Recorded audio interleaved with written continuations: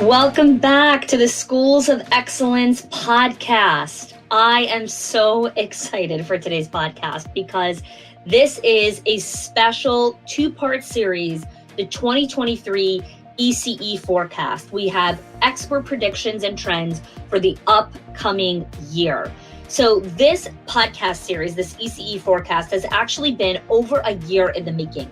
So last year in December of 2022, I thought of this idea that I wanted to create a forecast where I can help leaders understand the trends, the predictions, the forecast, the cautions, and action steps that they could take to really prepare themselves for the new year. But I only thought of the idea in December, and I was like, great, next year in December of 2022, we are going to release this podcast series. So here it is, right? The coming of this amazing series. So in this two-part series, I'm chatting with 14 childcare industry experts to help you look ahead in the key areas of your childcare and business growth. We're covering topics like operations, financials, branding, marketing, leadership, and culture. So each of these conversations is going to invite you into what these leading experts in the industry, in their field of expertise, what they're seeing, and how to prepare your business for success and excellence in 2023. Each expert answers the following three questions. What trends are you seeing? What are your predictions? And what are your action steps? And so each expert, depending on what bucket they're in, they chose a specific topic that we zero in on, and they answered these three questions. Each expert speaks for about 15 to 20 minutes, and so they're bite-sized, all coming together in this two-part series. Today is part one, and we are talking about operations, financials, and marketing. All right, let's dive in.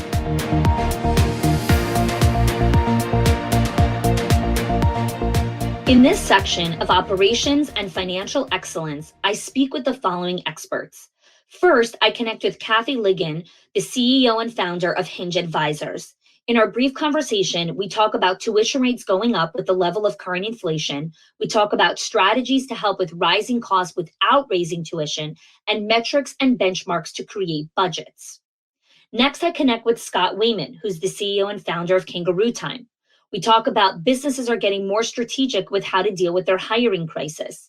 We also connect on how to implement new ideas like opening your center up for casual part-time enrollment and why strategic planning is important and how to do it. Next up, I talk with Joanne Kinsel from ProCare. In our conversation, we talk about how things are getting better according to data, that attendance is getting back to normal to pre-pandemic days. We talk about the demand is always there for childcare centers, but it may look different with hybrid work. And we also talk about some simple ways of how to set up your staff for success. Next up, I chat with Lynn Wenger from One Place. Lynn offers just an incredibly fresh perspective for the new normal moving forward in childcare centers. We talk about how to be proactive and lean into change and how your mindset plays a significant role in this. And lastly, we talk about how to think about the end when planning and use data to guide your decision-making. Lastly, I speak to Evelyn Light from Childcare Business Professionals. We talk about how to approach hiring from a very different angle, why you need to deviate from industry standards, and strategies to invest and reward your team for retention, and how doing this actually makes you more money. So let's dive into our conversation with our experts for this ECE forecast on operations and financial excellence.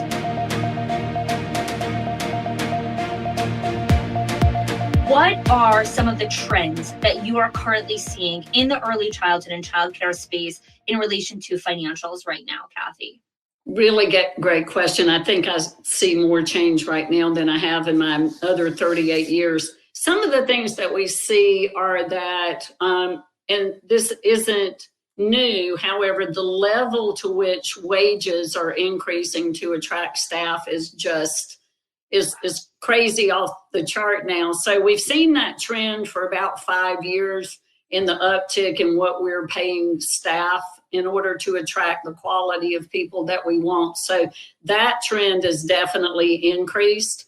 At the same time, most people are counterbalancing that cost of care with higher than usual tuition rate increases to balance out that mix, because our cost of care for a lot of reasons has increased. and the level of tuition that we charge parents has to increase to go along with that. At the same time, we're working with some clients to work on discounting strategies. I like the idea of eliminating or reducing discounts for things like multiple children in the same family, freer vacation days, things like that, industry discounts. And when we can do that in conjunction with tuition rate increases, we can not have to increase rates quite as much as we might have. And that usually helps serve families a little bit better. Discounts is also a hidden danger because a lot of people don't track that. They just track the amount they charge and not the full amount minus the discount. We've also seen supply costs rise. So our costs have risen in a lot of categories like food and paper and gas. And so over the last 2 years, there have been a good many increases in supply cost. And I think the last thing that I would say is that there's some occupancy decreases, and purely because we can't get the staff to serve the population in need. So most of our clients have longer than usual wait lists that they can't fulfill because they literally can't hire. So that's really at a crisis level in the industry right now. Yeah. You paint quite a dreary picture there, Kathy. So ideas. I know, right? We're gonna get into that. So one of the biggest reasons why I wanted to have this conversation with you is because I think this is such a great time for us to really understand how we really look at moments of crisis or moments of transition as opportunities. And so the first thing they always want to look at is data, which are the trends, right? What is actually happening on the field of play in the market? And then we want to look at, okay, what can we forecast? And typically forecasting is something that experts can do, experts in a particular field that have looked at enough years of data, right? Because economy will typically work in cycles. And so what are you really forecasting as we enter 2023 that we could start to look at? Yeah, really good question. So first of all, like I mentioned, tuition rates have to go up.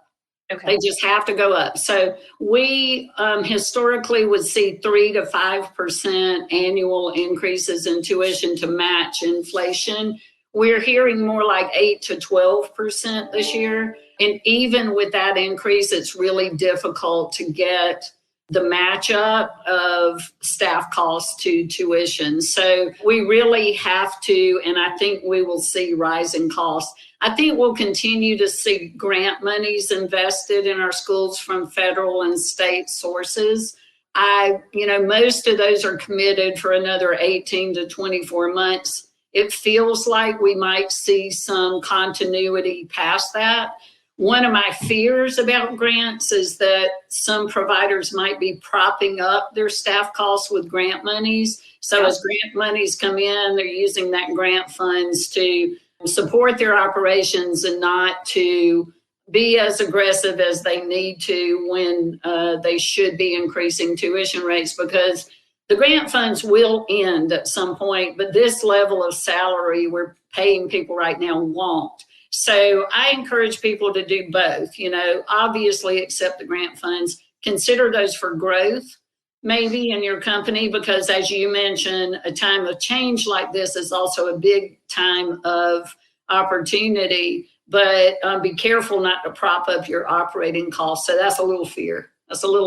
I think we will also continue this huge aggression with buyers who want to enter our industry. And we saw that a little bit before COVID, but during COVID, the industry finally got that recognition that we've all known, that how important we were to the economy and to parents and to the workforce.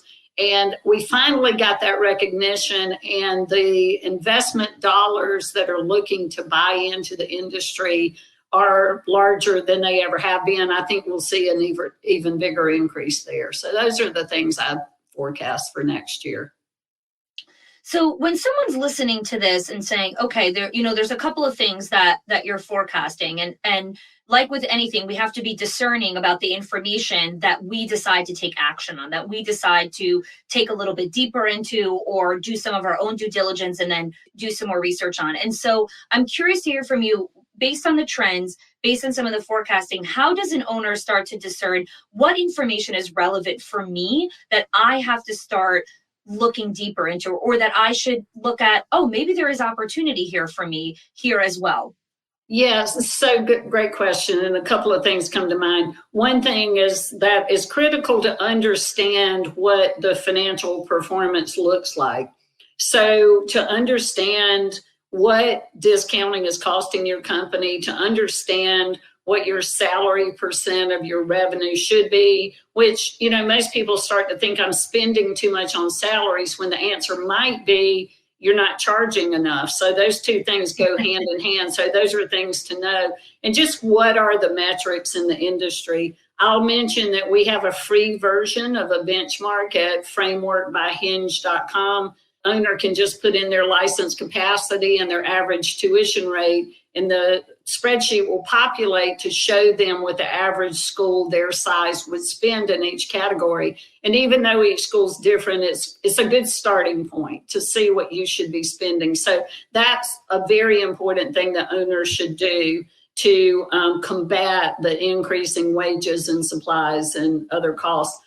The other thing that's just a beautiful opportunity right now is to grow. A lot of people who have figured out the balance between their grant funding and their salaries are using grant funding to grow in some way. So maybe they add a classroom, maybe they add a whole new school, maybe they go into the public school and do their after school program, maybe they add a new element to their curriculum. So it's a really good time to change, keep your staff energized, and to grow. And, in a place where we will never pay staff enough money, that's been the same the whole 36 years I've been in the industry. The best way to keep staff engaged is to make them excited about their work and give them opportunities for growth. So as you grow and give them opportunities, then they help you grow. So I think to know the financial metrics and to consider this a great time to grow in the market are the best strategies right now.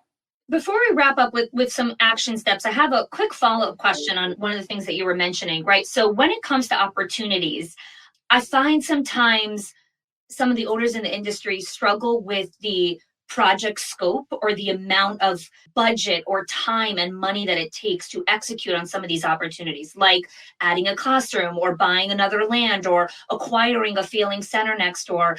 I'm curious if you could give some insight into what should an owner look at just from a very basic level if their company is ready to act on a particular opportunity. Yeah, in my opinion, there are two things. One thing is you need to be financially sound, because if you are going to go and look for a loan or a growth partner, then you need to be able to show some solid numbers. So be sure that the core of your operations is solid. The second thing is your team needs to be ready before the opportunity comes along, right? Yeah. So a lot of times the biggest barrier to growth is to not have the team who's ready to grow. So you want to prime your team, train your team, let them be ready to take you places you haven't been before. And those are the two most important things. I guess along with the financial metrics, start to develop relationships with lenders. Most people will grow initially through SBA financing. There are a lot of resources now in real estate that will build buildings and lease it back to a provider who has shown some success in the industry. That route is really hard to go if you haven't proven success and you're just getting started. But that's an opportunity for people as well. So build some relationships and get to know people. Yeah, I always say relationships is always the answer to everything. Always be building relationships. Yeah, so I want to wrap up here with what are some concrete action steps I'd love to give to owners. And then I know we also have a huge audience of directors as well. And even though many of them are not heavily involved in the financial aspect, there's still a lot involved in the daily operating costs. What are some action steps that you would advise our leaders? Yeah, so I want a leader to know 5 things about their company. And when I operated childcare centers, I trained my directors this way because, we're educators. And when we get a sheet full of numbers, it looks overwhelming and we want to toss it into the bin behind us. when I say to people that there are 5 things that if you pay attention to these 5 things, you'll be 99% of the way there. Maybe occasionally you look at the others. And of these 5 things, you only really need to think about 2 of them on a daily basis. The other 3 can be thought about as you go throughout your year. But the first thing is your occupancy. So how full are you? Are you fully enrolled? And if you're not fully enrolled, no amount of cost control will get you there. And don't underestimate the power of 1 or 2 more children. And once you get to a certain place and your costs are covered, almost every tuition dollar flows to the bottom line. So there's a lot of missed opportunity in maximizing enrollment within the classroom. So occupancy is first, tuition rates is second. We're our own worst enemies. There's a fear around it. We're beautiful people. We want to support families. Families have so many advocates, but I'm the business owner's advocate, and I want you to still be here to serve those families. So be sure that you're charging the cost of care. Don't be afraid of what everyone else in your market is charging. They might not be actual competition. Just because they serve in your market does not make them competition for you. You might have to be the market leader. And we consistently hear people go to with pretty high tuition rate increases with no loss of enrollment. So that's number 2. Number 3 is discounting. What are you giving away in discount? Know what the market trends are. The market got away from free or vacation days 10 years ago. The market's now moving away from sibling discounts, industry discounts. The only one I would say don't compromise on is your staff discounts, because you need that to attract people.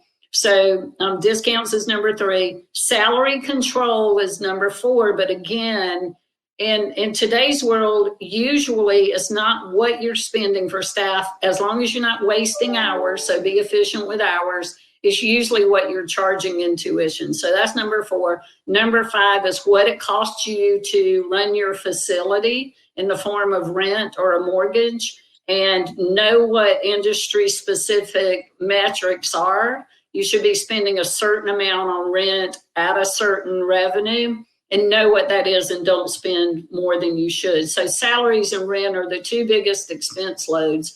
And if you pay attention to those 5 things, you're 99% of the way there. Oh, absolutely. That was fantastic. Kathy, where can people go to find out more information about Hinge Advisors, the stuff that you're doing to help the industry? Yeah, thank you for asking. Our website is hingeadvisors.com. And the benchmark I mentioned is frameworkbyhinge.com. And we're happy to answer any questions or support anyone that has a need around their growth or their financial performance. Thanks so much for joining us, Kathy. Enjoyed it. Thanks for having me.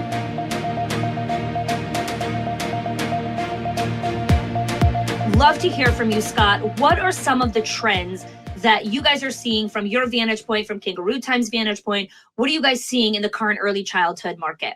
Yeah, so there have been some interesting headwinds in the daily operation of childcare over the last 2 years that were an inflection created by COVID.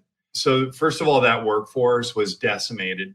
I don't know how many owners we talked to over our portfolio of centers.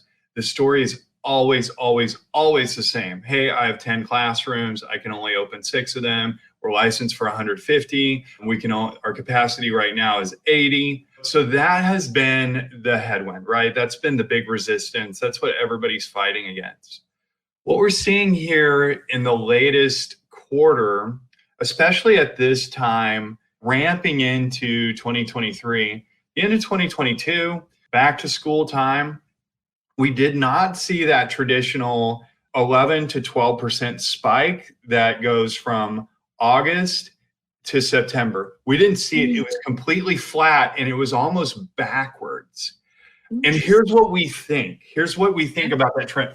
We think, first of all, that you as the operators built some durability into the business. So some of the lumpiness that was cyclical, like kind of dipping in the summer, for some of you go up in the summer, but let's just talk the typical trends when you normalize over thousands of centers.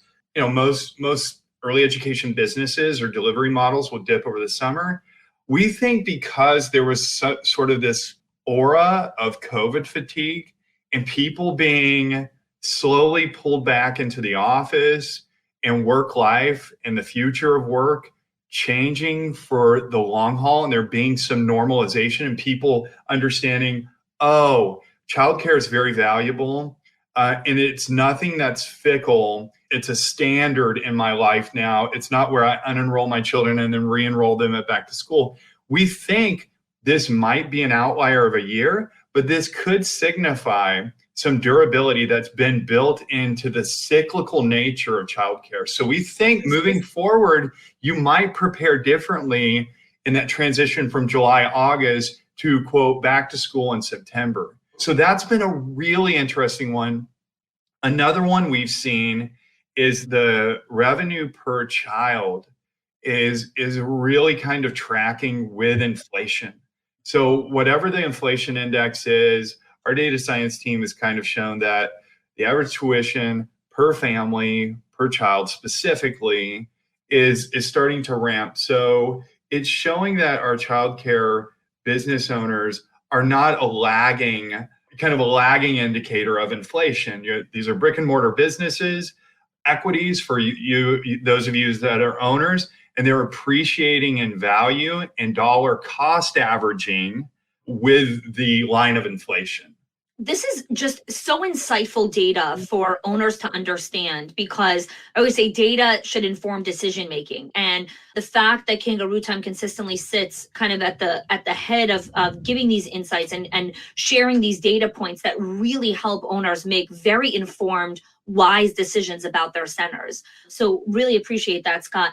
Tell us a little bit about what you are forecasting. The date of this release will be in early December of 2022. And so right before the start of the new year, what are you forecasting owners will be seeing in the early childhood space as we enter the new year? We have this really kind of nuanced view of the labor force. So I think everybody's been in scarcity mode for so long.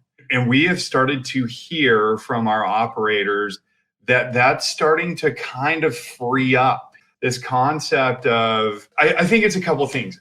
I think many of our operators have been put into a position to where sourcing has provided, sourcing personnel and employees and the workforce has become so friction filled that they have become sharper, and it's been iron on iron exercise. They've just become much better at sourcing employees. Their sourcing mechanisms are actually kind of like processed out. So they built playbooks, and operationally, you're ready to kind of fill your classrooms. So we think that's one element. So our operators during this labor crisis, they're adjusting. We're seeing pay rates go up. The national pay rate has gone up almost $3 per hour from the beginning of COVID until now. And a lot of that we think is grant money that's been pulled into the system. So our operators are saying, hey, the standard of being in suburban Texas was $14 an hour 3 years ago. It's now gone to $17.25. Maybe there are just some natural performance enhancing drugs in the form of grants and stimulus money. And then maybe once that all goes away, there might be some sort of correction.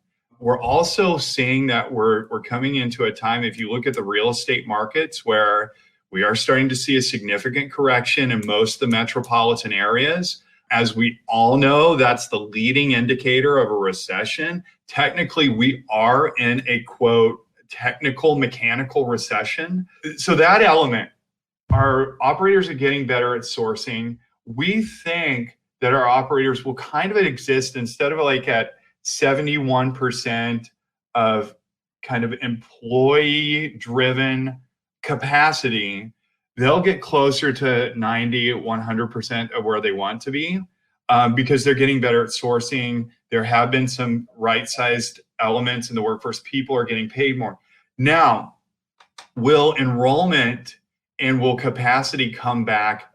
And we're not seeing that yet. And we don't know. People are a little more staffed. On average, our centers have 2.5 to 2.8 more employees per center today in September than they did in July. But is that an indicator that enrollment's going up? Not yet.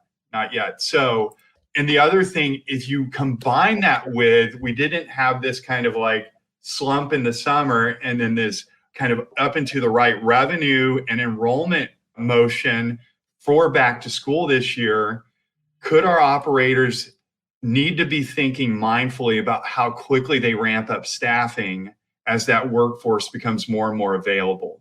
So there are a couple of things, not to be confusing. Let me just kind of break it down. One, you're going to be hiring more people.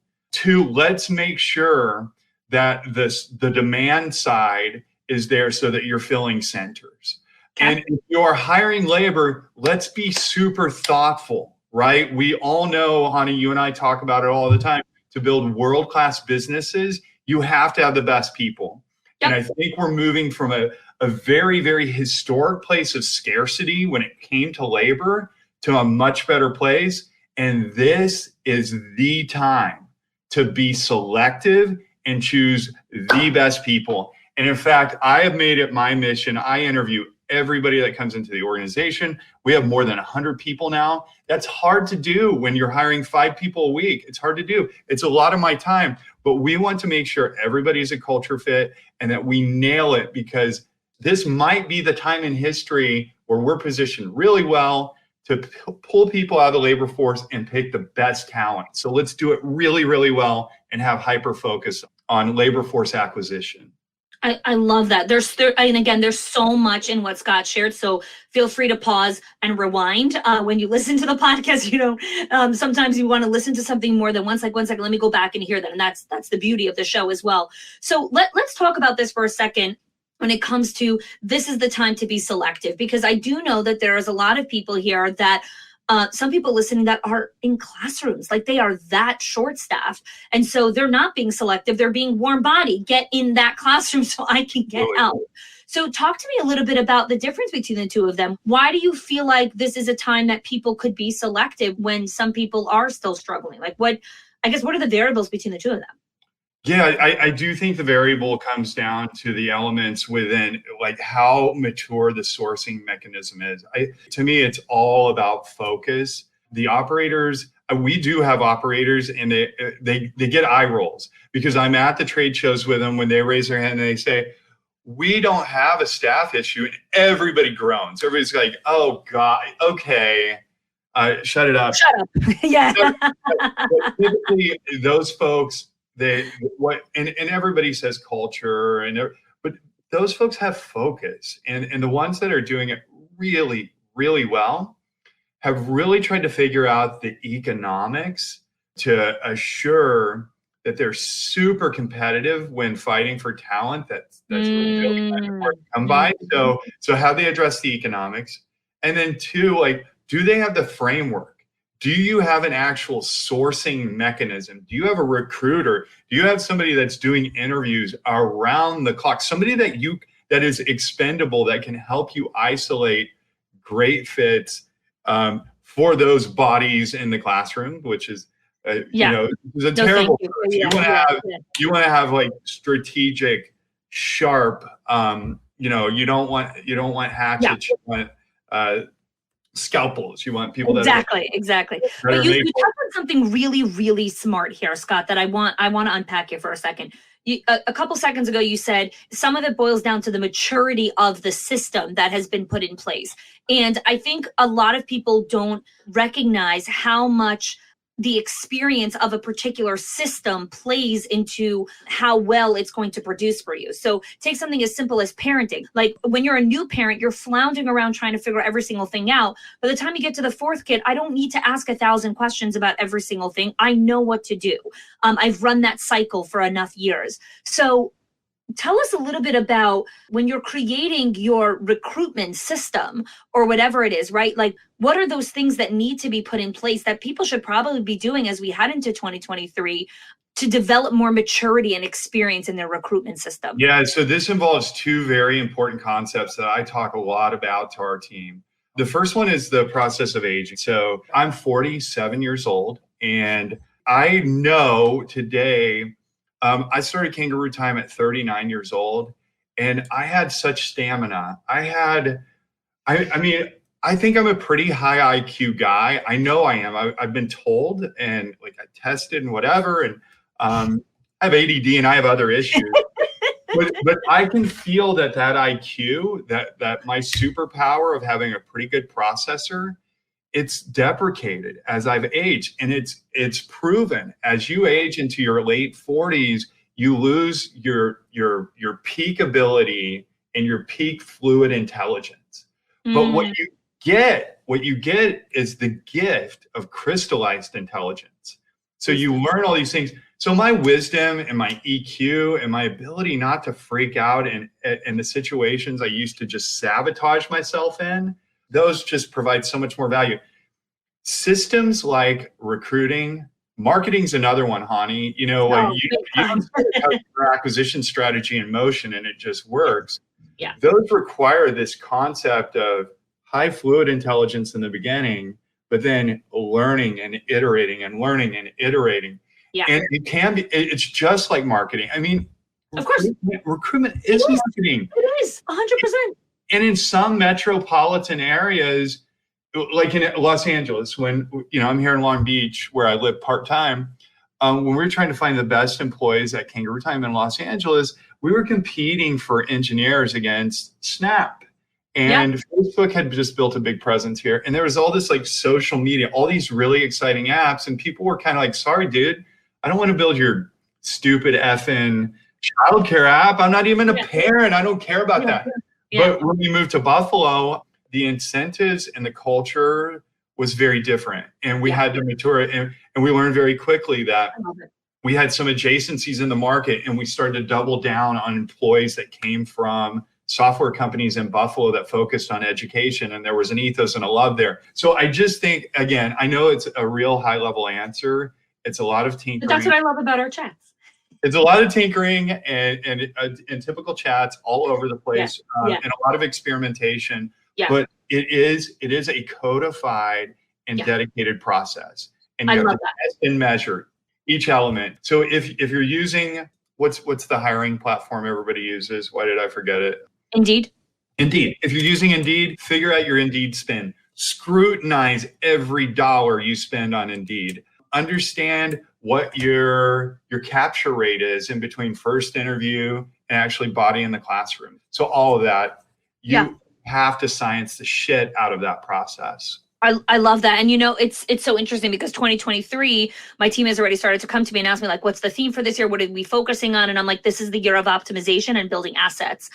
So we're taking all of our marketing strategy, all of our product development, all of those things, and we are taking them and building those assets for real and optimizing everything. That's what we're seeing, Hani, too. We just released a new product. It's called Drop-In Care. Yes, I heard about this. So we understand when a parent calls in sick or says we're not coming in today, and we can send messages out to parents who are only Tuesday, Thursday because it's Friday. Hey, if you'd like to go get a haircut, do whatever, book here, and they can book on the app. What we're finding is that conversation around supply is so critical right now because our operators, they can't really, because of the labor crisis and, you know, finite number of spots in their classrooms, they couldn't do anything. But what we could help them with, and we could have the conversation around center economics, starting with utilization, was, hey, you have spots that are open. You have teachers in those classrooms. Let's assure that you're getting value and you're democratizing childcare for anybody that might need it on a casual basis. So there are other things like looking at the economics of the business. I love that. Yeah, and there's so many things that I know one of my clients started using that. That's why I heard about that feature on. So Scott, let's pull everything here full circle. What are some concrete action steps that you would really advise our leaders, maybe your top two, they need to be thinking about as we enter 2023? Yeah, I'm really big. Okay, so I'm really big on strategic planning, and Hani, we've talked about this, but let's break it down. Strategic planning sounds like mumbo jumbo to most of us. I would like for each of our operators, the people that we serve, to start to talk about the customer journey. So what does the journey look like, the customer journey and the employee journey?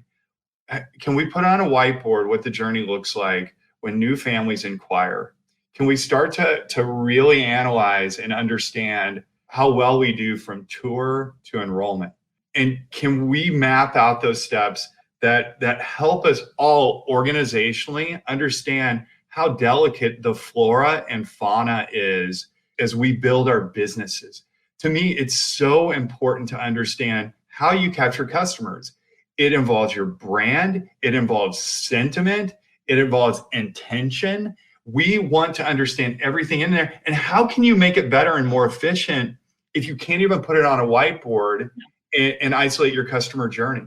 The other thing is the employee journey. Same thing. I've heard so many people say, we leaned into Indeed, we went to a kind of like a text messaging CRM approach. We've done all these things. We've gone to an applicant tracking software.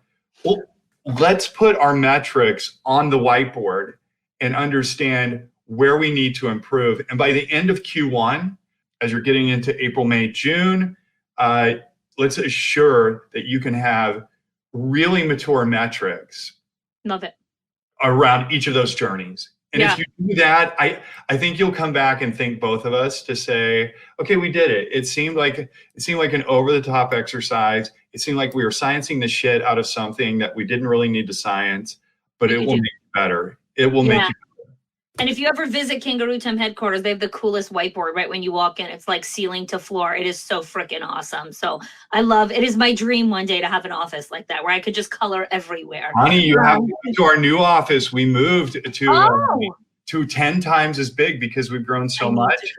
Same strategy, but now we have Microsoft Surface interactive whiteboards, and we have them in every room. We need to get it on the calendar for 2023. I need to do it. I would love to have you. Let's do it. That would be so fun. Party. Let's have customers come. Oh, we need to do it. We need to do a follow-up dinner party of everyone who came to the first one, and then more people. Scott, where can people go to find out more about you, Kangaroo Time, and the incredible work that you're doing in the childcare world? Thank you for the opportunity to evangelize. So kangarootime.com. We would also love for you to join us on our Facebook group. Honey, we don't sell to people. We want to build community. We want to we want them to see the halo around our brand and that we have a culture of kindness and that we're here to help. And that digital group in Facebook, KT Childcare Connect, is a great place to start. Join us on LinkedIn. And then Maritza and our content team, we have an entire content team. I know, it's amazing. It's so funny. Today we were working on our product pillars and our North Star objectives. And one of the questions was like, our new education product, what should we be measuring? What should be our North Star metric? And I Googled childcare metrics, and our content was the first thing that came up. And I was like, oh, okay, I'll just click and read our own article. I'll read our own article. So it's great content. Please check it out.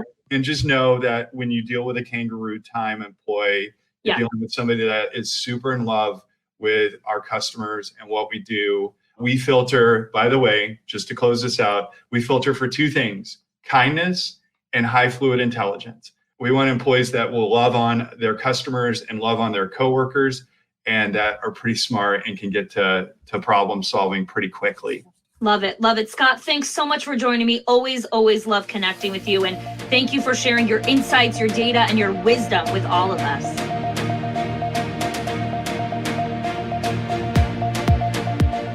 So I'd love to dive right into the goal of, again, this ECE forecast is all about understanding the trends in the landscape right now in early childhood. And by trends, not like the hot new trends, but really about what is happening currently in the market, boots on the ground, what's happening in our childcare centers. What are we forecasting for 2023? Because we all know when we understand the forecast, we can make better, wise decisions about what's to come and practical action steps for all of our leaders. So I'd love to hear from you, Joanne. What are some of the trends or kind of practices that you're seeing right now from your vantage point in the early childhood centers?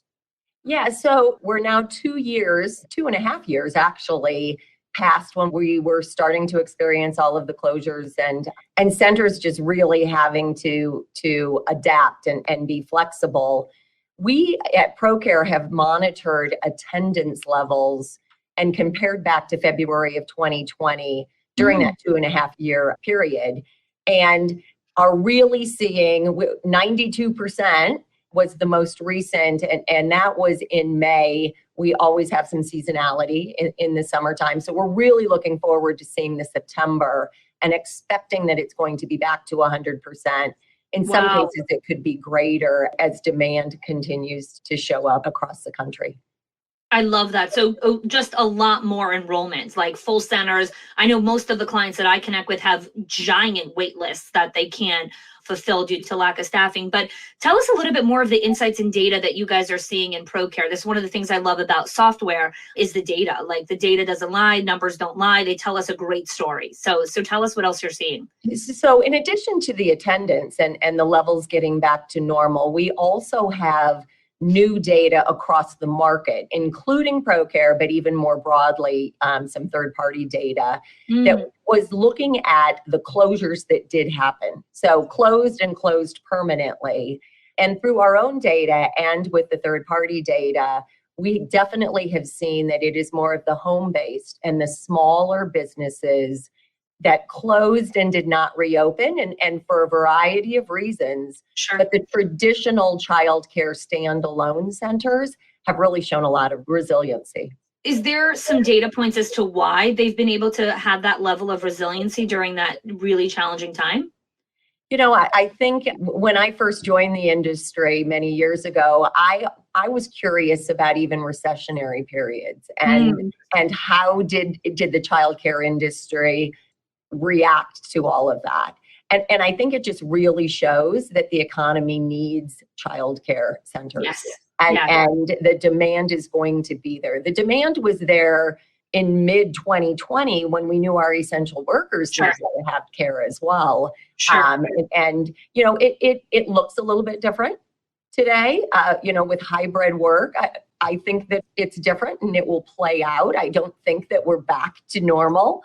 And I don't think that we will return to normal because with hybrid, many parents need to find care closer to home versus office, or they need the flexibility that they might want two different, you know, care centers, maybe under the same umbrella.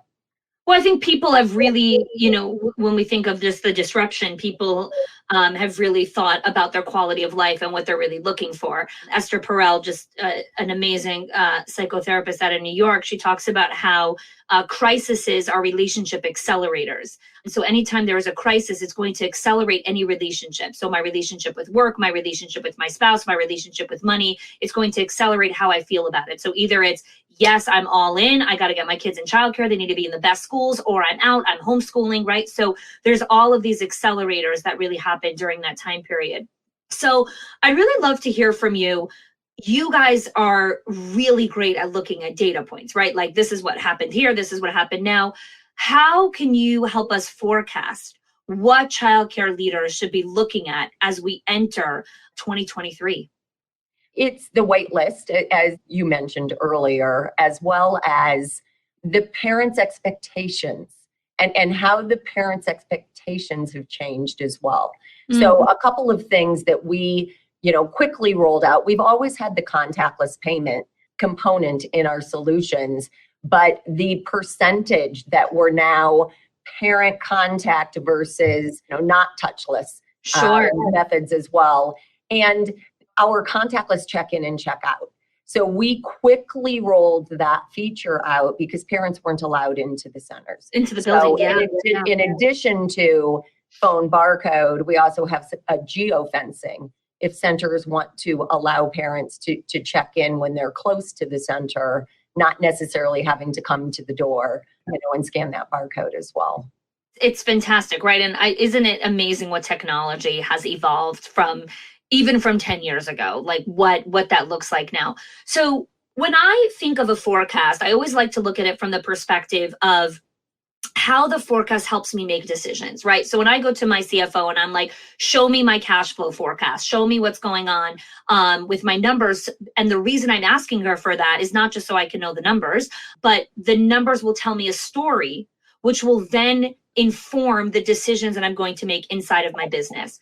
And so I would love to hear from you, based on some of the forecasts that you're looking at, what kind of decisions should childcare leaders be making based on what's coming, based on the forecast that you're looking at?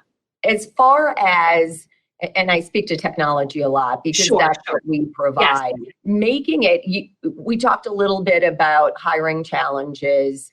For many of the reasons, I can appreciate the other guests that you had that spoke about just anytime there's crisis, and it's your workers, but it's your parents as well. And so making sure that you're providing for both in tools and technology and meeting them where they are. Many parents are wanting to know what their children, are doing throughout the day. So the real time, the digital experience of their education, which includes, the curriculum and what you're teaching, as well as all of the other things that you're doing throughout the day.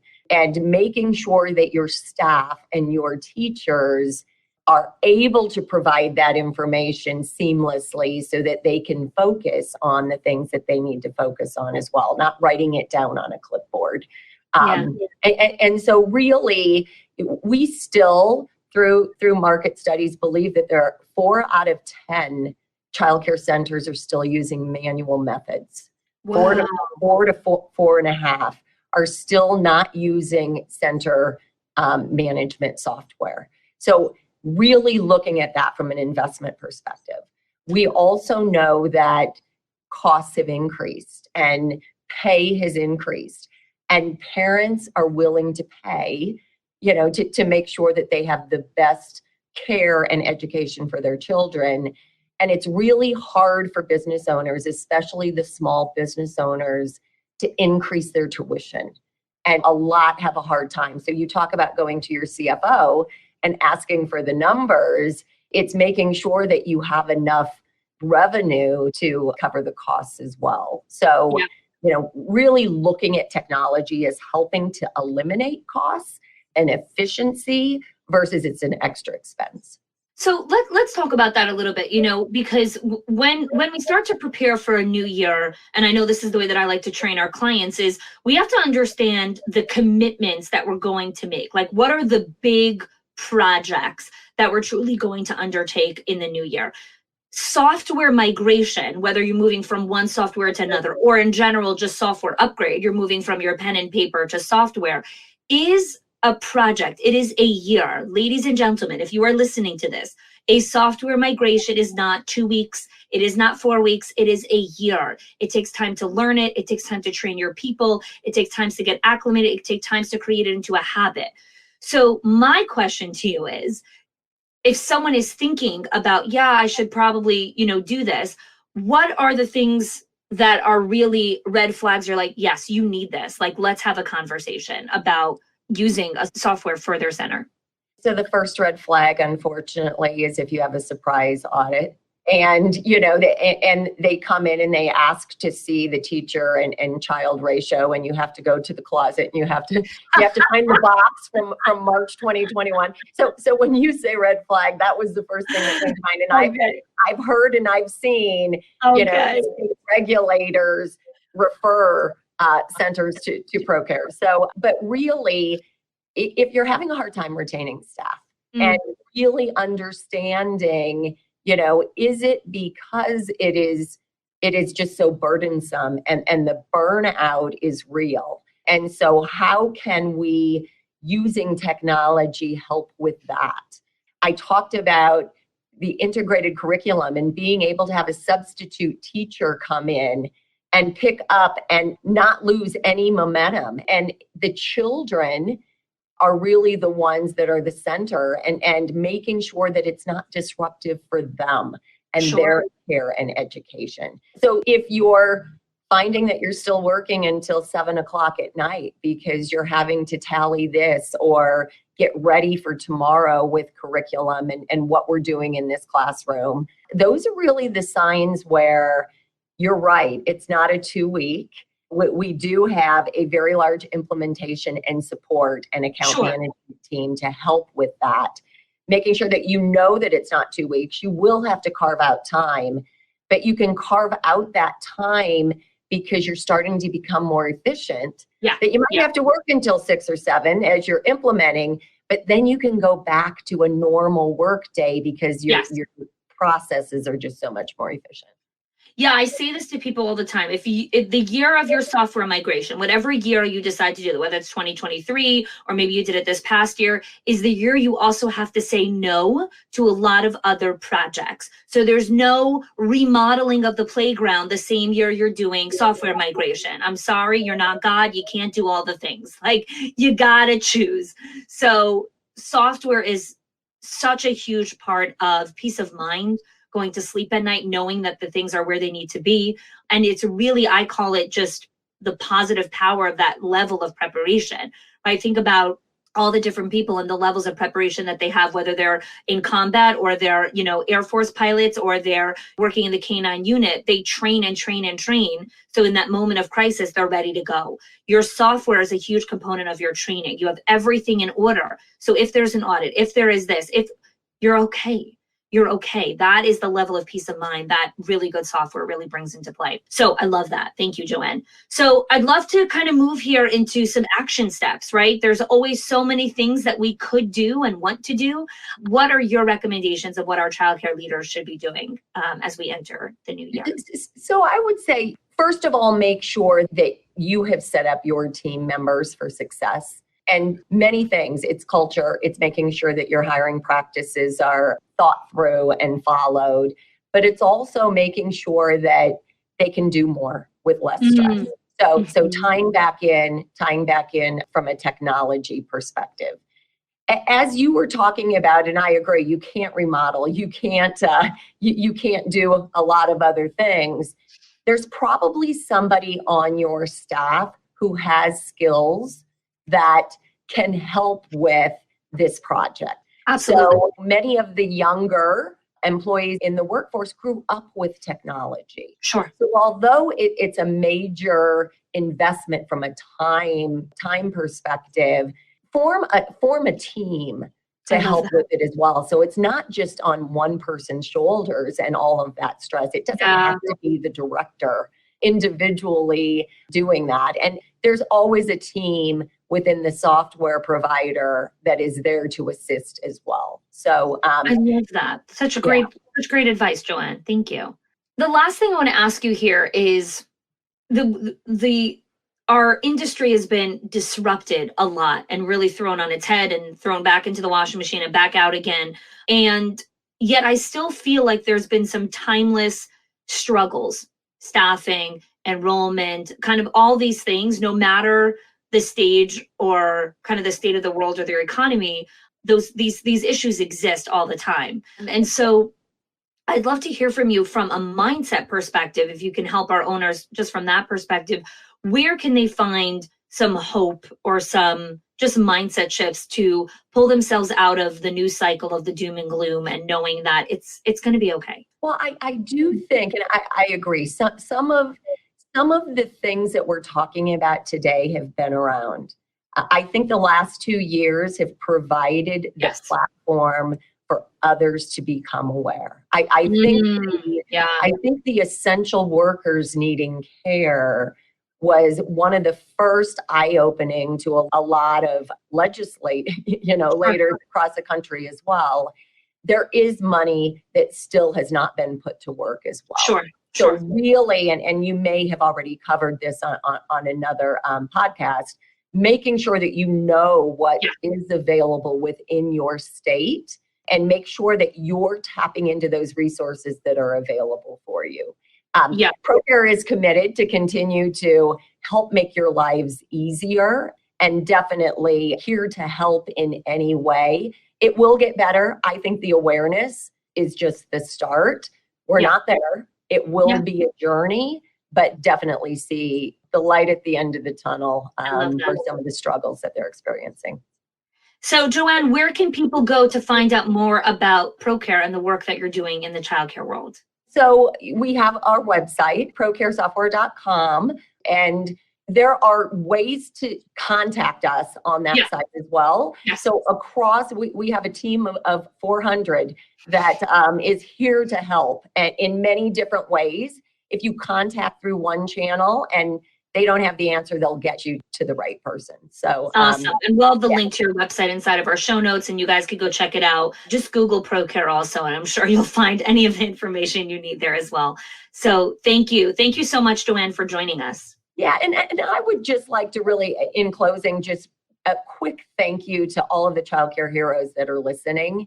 You're essential to making our economy run, and ProCare is so grateful for the work you do every single day.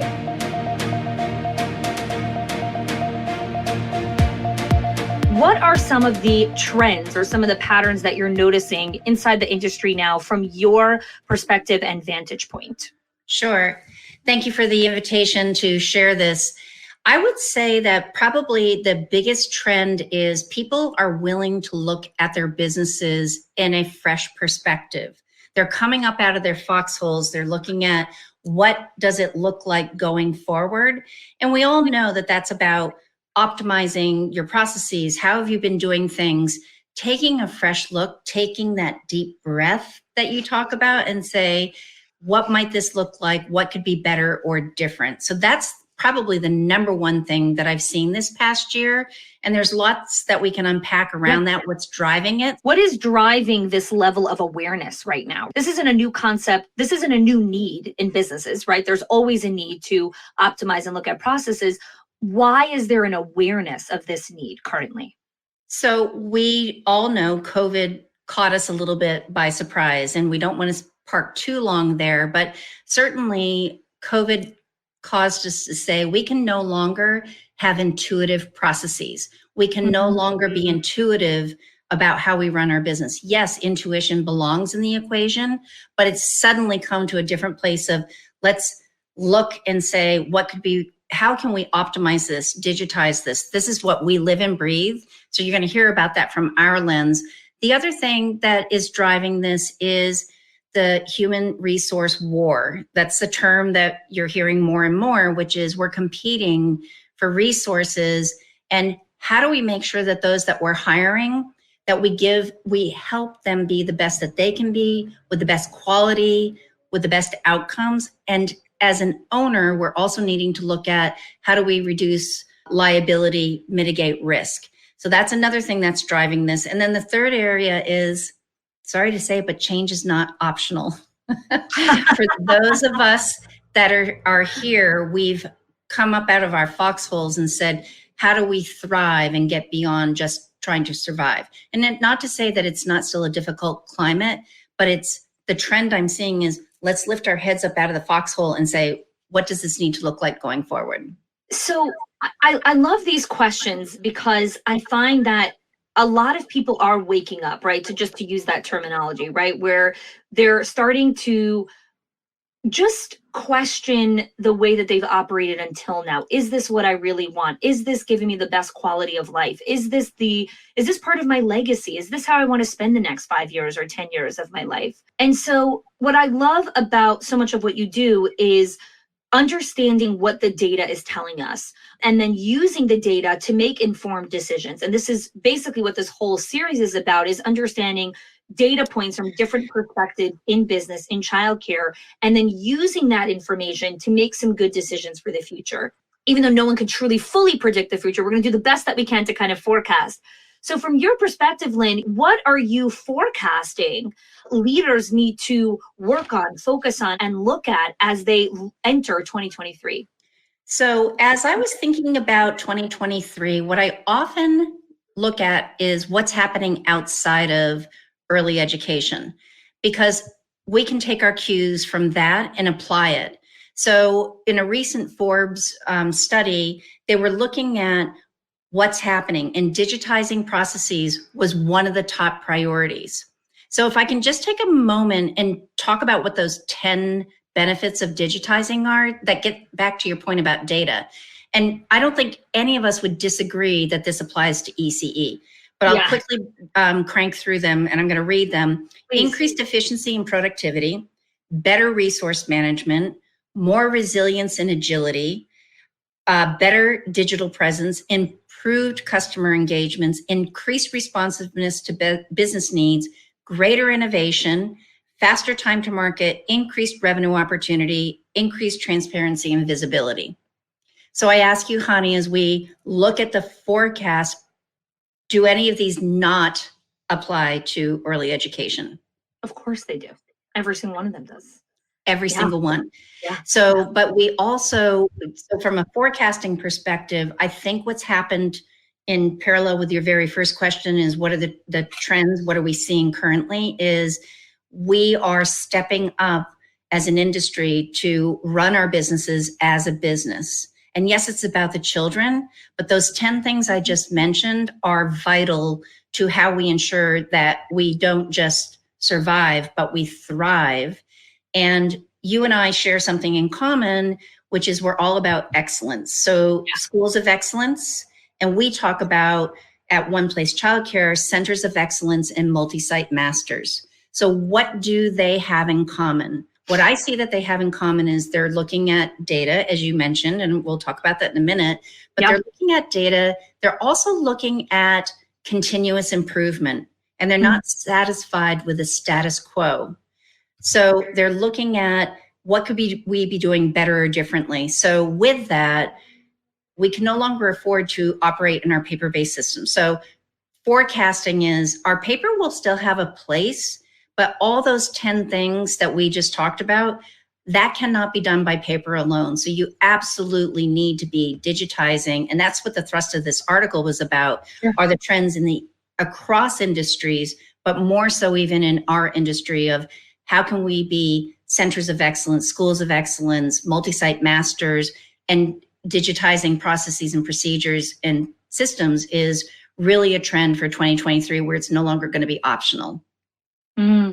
So here's the thing. Whenever I look at the future kind of forecasting, or like, here's what you need to think about, or even, I don't think people have been more prepared for a recession ever. I feel like we've been talking about the economy for months now. Like everyone, like usually a recession really creeps up on people, like in 2008, 2009, or the recession beforehand. And while we know that the economy works in cycles, I feel like we've been talking about this for a long time. And yet, even with a ton of forewarning and forecasting, people still don't take action, right? People still do whatever they want. And then like when something like, oh, that was surprising. That just creeped up on us from nowhere.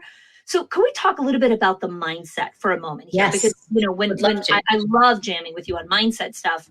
How do we help leaders cultivate the mindset of understanding when is now? You and I talk about this all the time. Like, when are you going to do? Well, when is now? How do we cultivate that mindset and stop saying, when the crisis happens, then I'll deal with it? So this is a loaded question, and we're probably going to go beyond our time. But if I could boil it down to something I've been studying is a golden triangle. And I had recently hosted a webinar around this, and the golden triangle is around people, process, and technology. So again, it's getting people engaged in the process. It's so people engaging in the process, and then technology is a tool.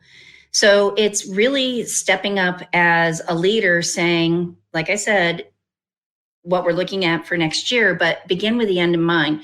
Where are we excelling? Where do we have gaps? How do we get our staff engaged, and have them talk with you about this conversation so that they can buy into it and help define it?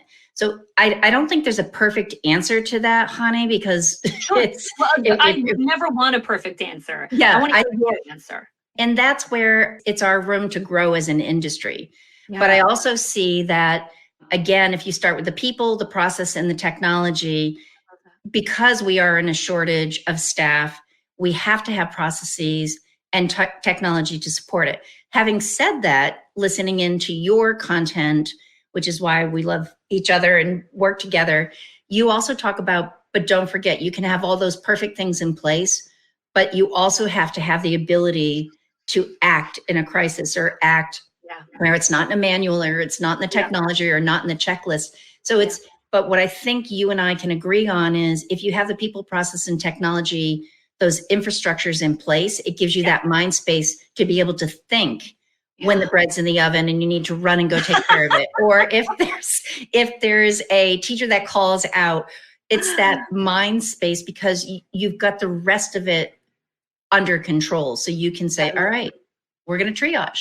Yeah, this is such a beautiful point that I'll kind of close here on mindset. And then I want to go to the next question is that when the standards and processes and checklists and compliance is in check, you freed up capacity to start using your brain in a different way, to practice discernment in a different way. But when everything is a mess, the brain can't even elevate the way that you want to be thinking. So I really love the way that the two worlds really come together in that.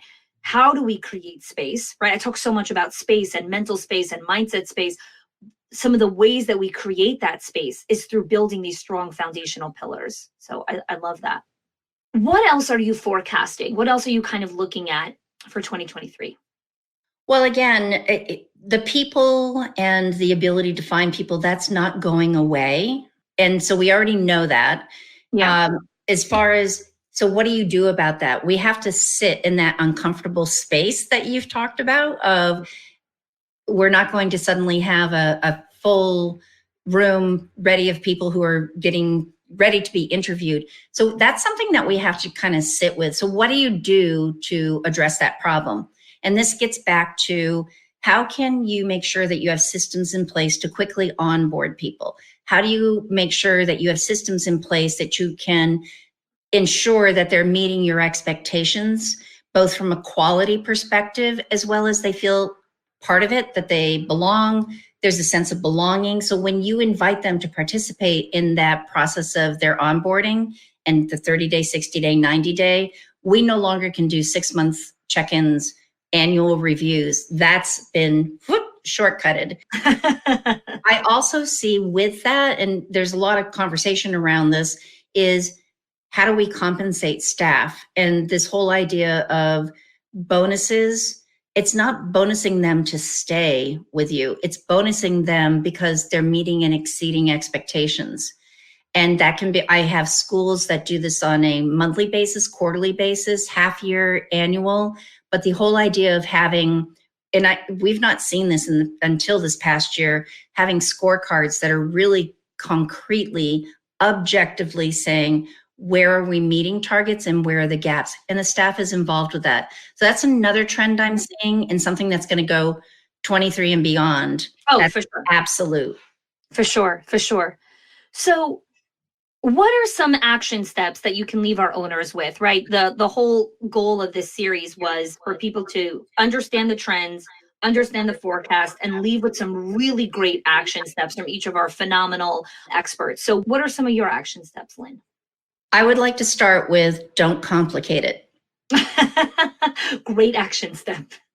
So the first is, don't complicate it, just kind of step back. And I've been this past year myself, and the way I work with clients and some of the guests that I have on my webinars is, let's begin with the end in mind. So a simple step for 2023 is, let's begin with the end in mind. So as we've talked about in other sessions, what would be better or different, and how will I know? Mm-hmm. And the specifics of that I would recommend is, you do things in your center that provide you incredible insight.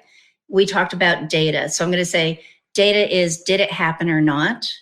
Information becomes, and we recommend you look at data, information. Information says, how well did it happen?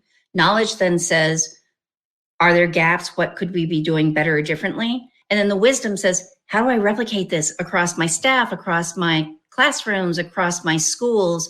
And I would really boil it down to that simple, is just saying, begin with the end in mind, look at data, information, knowledge, and wisdom. Take that and then map it back to your school to say, what am I doing today? How are we doing this today? What could I be optimizing? What could I be digitizing? One place can help you with that, but it's really stepping up out of that foxhole and saying, big picture, where do I want to be? And once you have that information, Hani, it says, what am I going to measure and how will I know it? It sounds so simple, right? Because you started with don't complicate it. So it sounds so simple the way you said it, like, oh, okay, that's a very simple question. What will I measure and how will I know it? The invitation here is to take what Lynn just shared with you and really write down those questions in a journal, in an empty piece of paper, and give yourself permission to dream. Give yourself permission to answer. Give yourself permission to not have the first answer is usually not going to be the right one or right for you. So give yourself the freedom to explore, to journal, to craft. And then, Lynn, where can people go to find out more about you and the work that you're doing inside of the early childhood world? They can go to oneplacechildcare.com. That's the number one, oneplacechildcare.com. But I also want to let them know there are lots of free resources out there. We have things on our blog. For example, inspect your blueprint. What is your house built on? Prepare to grow or sell. Data overdrive. How do you graduate from spreadsheets? Performance metrics.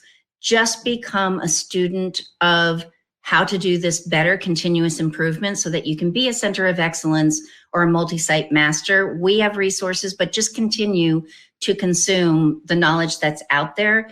And the other thing that I would close this on is what I've also noticed this past year is we are beginning to share best practice. All of us are beginning to share best practice more than we ever have before. You get early educators in a room and it's like, how are you doing it? How are you doing it? Mm-hmm. It's no longer this competitive mindset. Of course, you're trying to protect your school and your demographic, but there's been this mindset of how can we help each other be better so that we can not only survive, but thrive. And that's going to continue. And we're building out best practice libraries that people can come and take free content. That's what we're here for. I love that. I love that. Really just committed to elevating the whole industry. So I love that. Lynn, thank you so much for being here with us today. All right, honey. Thank you.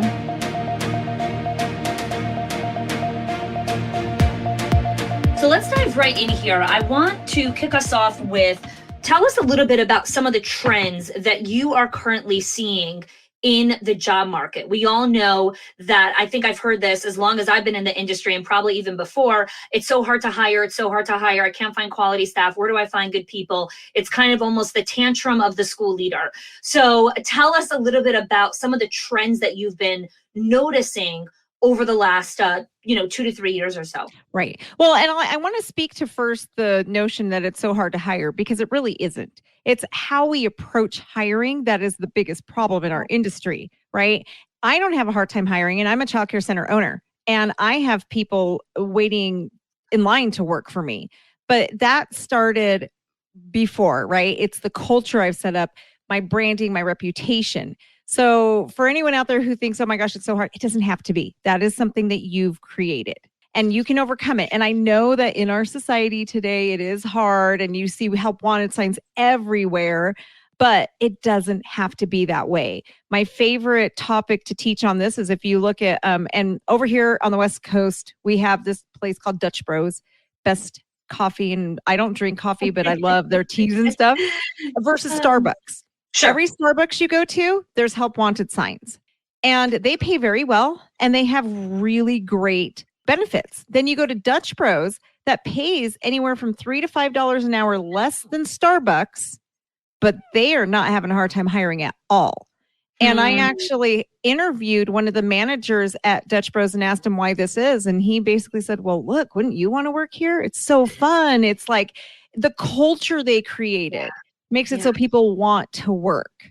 Yeah. So that's just my first thing I'll talk about, which doesn't really have to do with No. This is great because I want to actually touch on, every person on this, 2023 ECE forecast is really talking about the trends that we're seeing, what we're forecasting for 2023 and the action steps you can take. So I actually love what you just said here, how you kicked us off, that I think there's a trend to complain about hiring. Yes. I think that it's not just about exactly. So can we talk about that for a moment? Like, where has this trend of complaining about hiring come from? It's almost like we find peace or comfort in the complaining that I can't find hiring. Talk to us a little bit about that. Absolutely. Our industry has this victim mentality that we have to get out of. I am so passionate about this. I actually trademarked the term ECE revolution because it is time for us to change who we are as an industry.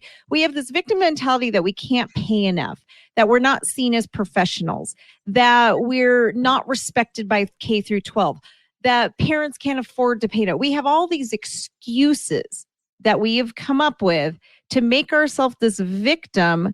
And then we tell ourselves, well, we can't hire because, and here comes the excuses. So when we leave that victim mentality and we start thinking, okay, well, what can I do to overcome these things? Then you go from being a victim to a victor. And suddenly things fall into place. I used to live in a victim mentality.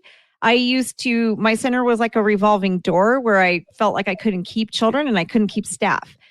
That is not the case. I now have a 1,300 child wait list and I have people lining up to work for me. And that's because honestly, I changed how I saw my center.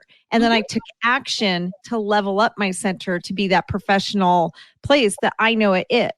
So one of the things I like to ask my client is if you want to be seen as a profession, if you want people to want to work for you, you have to act like it. You have to be the leader that people want to work for. Yeah. So it's really that mindset shift. Stop being a victim. We are not victims. We can be victors. But that being said, I do think we're going to see a huge trend, and I think we're already seeing it happen when it comes to hiring. Right now, unemployment is at about a 3% rate. It's predicted that it is going to spike in 2023 to over 5%. So we will see people looking for jobs again, and we will go back to that place where it really won't be as difficult because people are going to need jobs. So what's trending right now is you're seeing a real staffing shortage. People are really struggling, right? But I feel like we can have this conversation in 2018, in 2016, in 2012, in 2010, and I can have this conversation again with you in 2050, and we'll still be kind of talking about this thing as long as we consent to it being a trend. So when you're looking at forecasting, part of the job forecast is unemployment will be rising at 5%, like you were saying. So people are going to be hunting for jobs. Yes. So how does this forecast really impact the childcare space? What does the owner and leader need to be looking at when they look at this data of what's coming? Well, I think it puts us in a great position to leverage. And I think from the business world, which I love to engross myself in, everything for 2023 sounds like doom and gloom, right? Oh my God, yes. Yes, it does, right? But what a lot of people don't understand and really haven't grasped is that the greatest wealth and the greatest success is actually born through recessions. Yes. It's the people who don't stay with trends. So what I have to say to ECE leaders is stop following the industry standards. Yeah. ECE, our industry standards are not working anymore. And that's a wonderful thing. I think it's a wonderful thing. And if we start following the trends, right? The Great Resignation is a great thing. People decided that they were going to demand more out of their employers. And don't be fooled. It doesn't have anything to do about money. So all of you owners out there who think, oh, I can't afford. It has nothing to do with money. It has to do with your quality of life. And Connie, Mandy, we talked about who works for me now. Yeah. She came to work for me in my coaching company. She left a very successful 8-figure company making a very high wage because she wanted something that she really believed in to work for. And so she took a pay cut to come work for me. She left a very successful, very prestigious 8-figure company to come help me because she believed in the vision and the mission of the work I do. That is the key. Yeah. And that is where we can really lean into this. In early childhood education, what better industry is there to speak to the fact that people want a mission to work for? We are prime. And honestly, this is one of our times to shine. This is like one of the best times for us because we can show off who we are and we can attract the best of the best because money and what used to be has become secondary to fulfilling your life's mission and the quality of your life. So if you really focus on those things and stop lying to yourself and tell you it's about how much you can afford to pay, you're going to be fine. So some of the things that you're forecasting is there's going to be less of a hiring desperation. There's going to be more of a pool to choose from. Yes. I think some of the other things that you're sharing with us is, and honestly, I don't believe I believe that the ECE's recession was actually March of 2020 when everything got shut down or whatever. Oh, yeah. That Yep. was our recession. I agree. I believe we're actually coming out of I believe we're coming out of our recession right now. And the rest of the economy is heading into something, but I don't look at the news cycle, so I have no idea what's going on. But when we're looking at, so an owner saying, okay, fine, I'm going to have more candidates to choose from, but I'm still struggling with hiring because someone will come in, but then Wendy's next door will offer them 25 cents more an hour and now they're gone. Or, this person comes in and they won't show, or they're interviewed. So talk to us a little bit about the forecast when it comes to this kind of stuff. Is that changing, or that is an internal game? It's already changed. I think Okay. that's already changed. And we have to be looking at that internally. And if you look at the prices of everything out there, I think what we're going to see happening is a lot of people, honestly, Wendy's is so expensive right now. I don't even know. I don't eat at Wendy's. Oh my gosh. Just So I have, well, yeah, my youngest son's girlfriend works at Wendy's, ironically. Oh, wow. Okay. And So it has funny become that I brought that up. so like for two people to eat at Wendy's, you're looking at a minimum of $25 in my region. And it's what's going to happen, and what we're seeing happen is that we go through a recession. That means people are going to be spending less money. That means Wendy's is also going to cut back. And we're already hearing so much of employers cutting back, which means that those higher paying jobs aren't going to be as available. But beyond that, that shouldn't even with that being said, that shouldn't matter. If you are clear on what you do as an ECE professional, if you're working towards something that is bigger than you and you know how to message that, people will take a job at $5 an hour less. 100%. Because it's not about the money. It's about the quality of their life. It's about going to bed at night knowing you made a difference, right? And if you know how to really message that, and if you know your center, who you are and what your mission is and what your vision is, and you're really good at letting the rest of your community know as well, people want to work for you. They want to be a part of that. I have people in both my companies that I own always trying to work for me all the time. I get at least once a week someone saying, I really want to work for you. And it's because I'm really, really good at letting everybody know what I stand for. Yeah, exactly. I think quality of life, you're describing kind of this really self-actualization part of purpose and meaning. But I think quality of life really also very much comes into, I don't want extra stress in my life. Yes. I don't want all of this. It's not about responsibility. No. Like, people are okay with responsibility. They don't want the stress, the toxicity, the running on the hamster wheel. And so I think the other thing, what you're saying when it comes to the job market, is reassess what you're expecting of the team, because you might have a reputation that precedes you that you are a stressful company, that you are a company that is in obsessive hyper growth mode, that's always growing and growing and growing. And so there's no time for rest. Yep. The no priority. So look to that for a minute. Absolutely. You have to know your values and then align. Like, one of the things I like to teach my people is you hire based on character and values.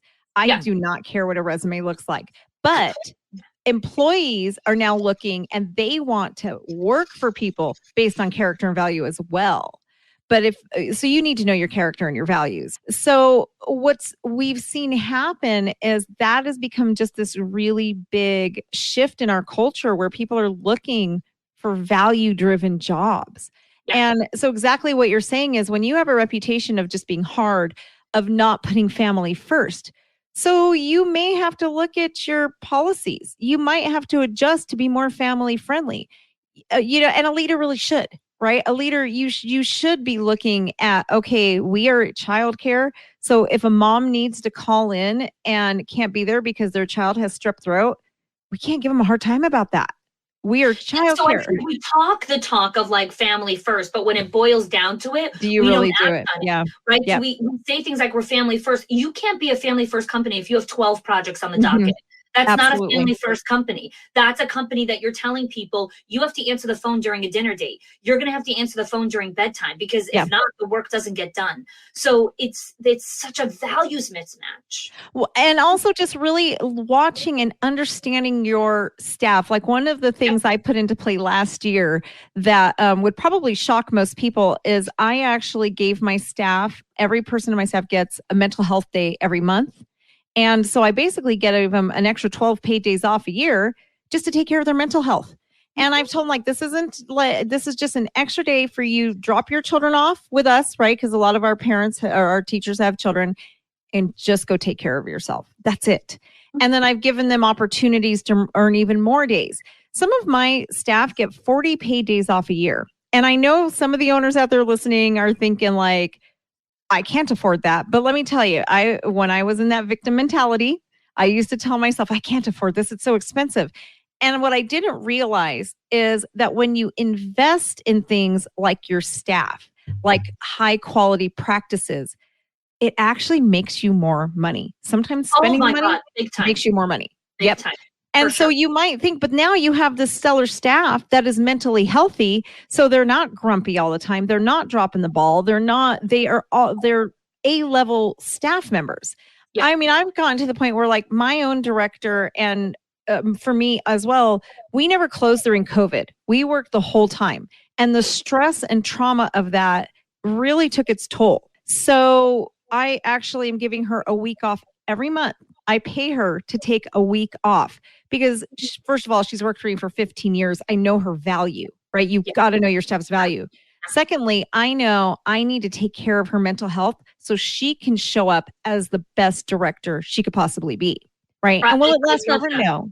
Yeah. I love that. I do the same thing for my Michelino's, my right-hand person after our big event. She gets a full week paid off. And I'm actually paying for her vacation this time around. I'm sending her to Banff, to the mountains, like fully paid 1 week vacation. So not only is she taking the week off, I'm actually paying for her vacation. I'm doing the same thing. I'm sending Brandy to Florida. She gets a week in Florida. That. Oh my God. See, this is why we're friends. Yep, exactly. I'm paying for her vacation because I'm like, you are such a valuable team member and employee in my company. I need to constantly invest in your mindset and your peak performance and your mental well-being because I want you to be healthy. Yep. I want to take care of you. I love that. So let's wrap up here because we're ready right here at the top of the hour. What are those 2 to 3 action steps that you want owners to take? And then where can they go to find out more information about you?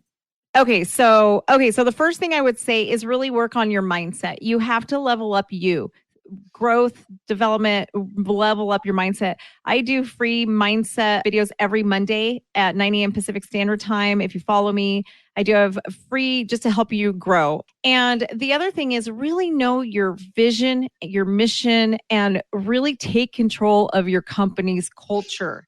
Become that place that people are proud to work at.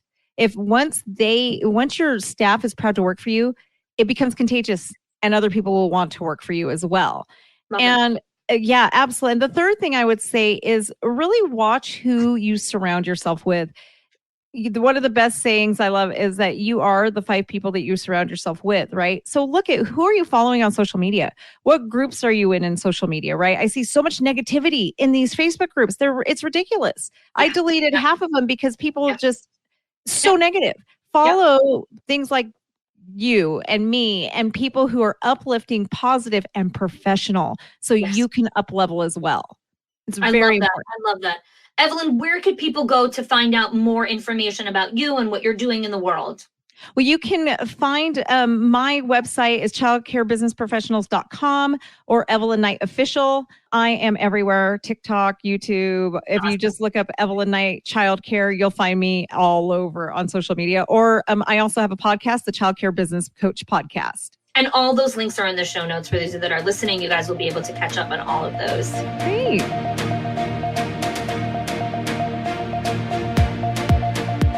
In this section of marketing, I chat with a couple of amazing experts. First up, I chat with Chris Murray from the Childcare Success Academy.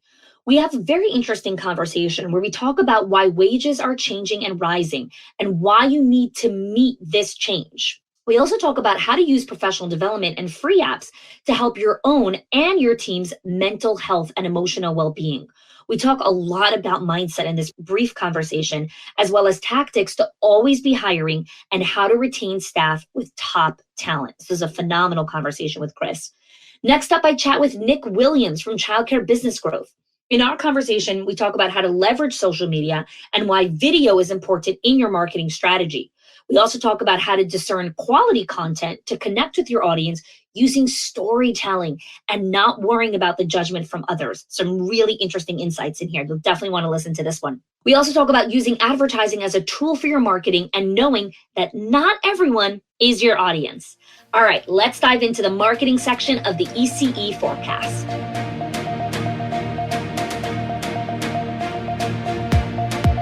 Tell us a little bit about some of the trends that you are currently seeing in the early childhood childcare space right now, that it's not so much trends of like what's popular, but more what are the patterns, what are people seeing, and what have you noticed specifically?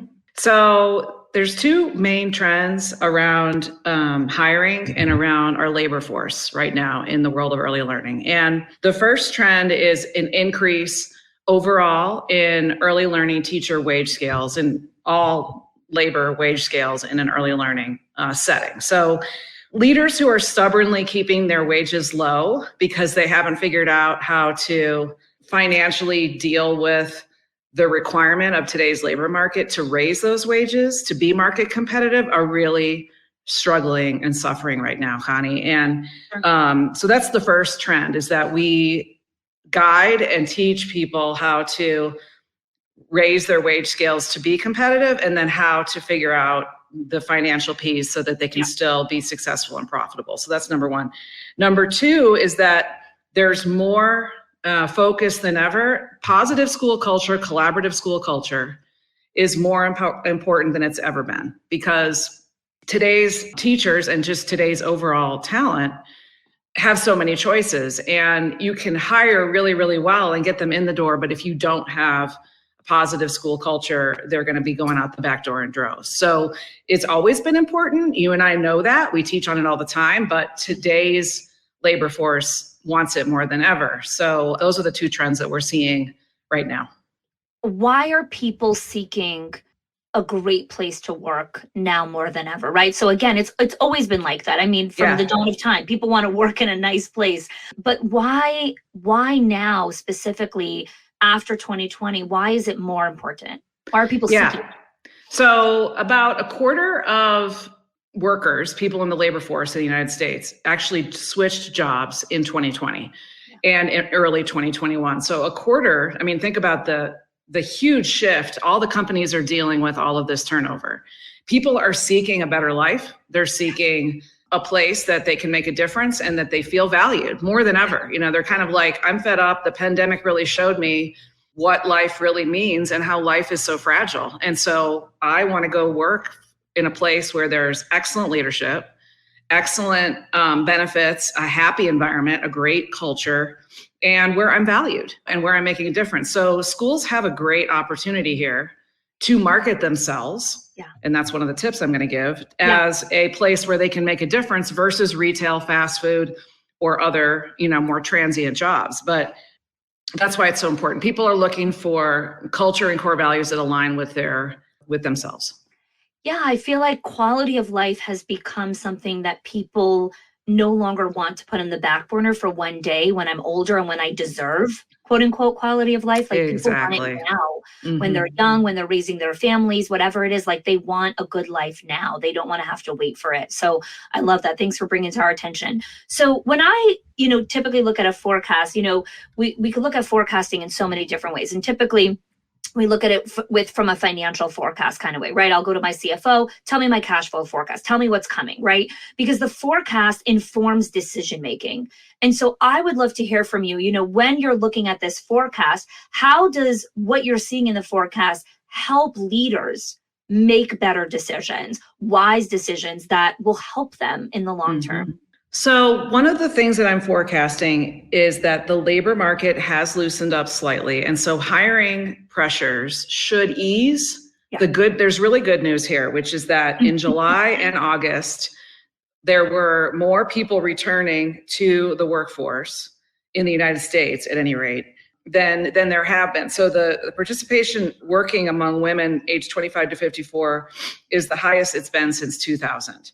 And so the data suggests that employers are going to find it easier to hire, especially over the next 6 to 9 months. So I really predict that we'll start to hopefully have less pain around this topic, which is always a hot topic for all of our folks that we serve. And so the hiring war is going to become somewhat easier, but at the same time, ECE jobs are still not as attractive because people have so many options and they really still want to work from home a little bit. So my other forecast is that if you can figure out a way to pull in some work from home duties into a job description for a teacher, so she can potentially take Friday off, work from home, work on lesson planning, do some Zoom classes for kids, do some cultural components, project-based work at home, then you can free her up to have more flexibility, and she'll be more likely to stay with you long-term because you're giving her that work from home, just a little bit component. Maybe she helps you with your social media. You know, there's so many things that teachers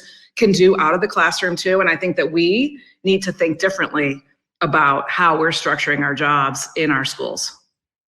Yeah, I'm so glad you're bringing this up, right? Because if we want no one really knows what's going to end up happening, right? We're going to do our best to forecast, but ultimately, if we want to create a different environment, because we live in a different world right now, we have to think about things in a very different way. So I would love if you can share a little bit more around how does an owner really help themselves get out of, no, it has to be this way. They all have to be in the building. They all have to do this, right? How do we start to break ourselves free from that? A lot of it is based in a fear mindset. And we are constantly diving into what are your thoughts and your fears and your past experiences and beliefs around this issue. And how can you think, invite yourself to think differently, brainstorm with your teams, get excited around this idea, how it could put a positive spin on it and be like, how could we make this an amazing win? Instead of being fear-based and thinking about it as, I can't let my teacher, I have to meet ratio and there's no way I could do that. So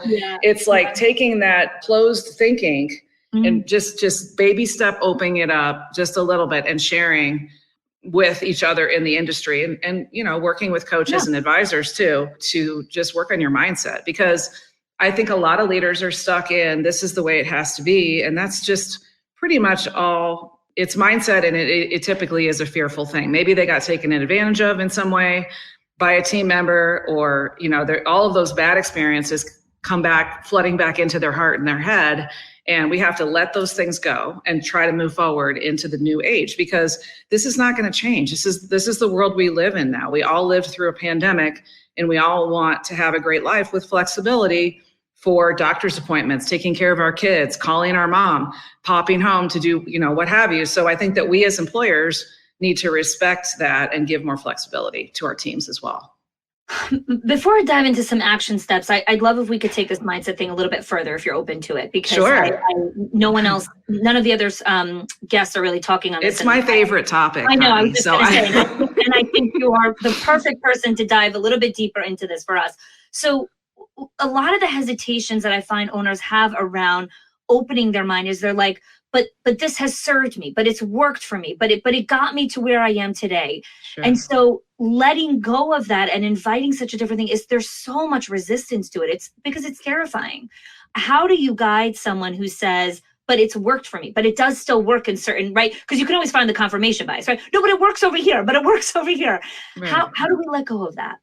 Well, I think part of it is being in a peer group where you're sharing ideas and you see models and examples of other people in your space that are doing these things, and you're watching other people in your industry having success with it. So that's one thing, is just having those models in front of you. And it's like proof in the pudding. Well, she could do it. I could do it. Yes. So that's great support. But we have to guide people. What I do is basically say, okay, you've got fear and you've got emotion around this issue. So there needs to be some processing of the emotions that are pulling you down around this issue. And it's not usually so much, well, it worked for me. It's usually, I'm scared to do the other thing because of the unknown. And so what are the fears that you're feeling? Sit with it.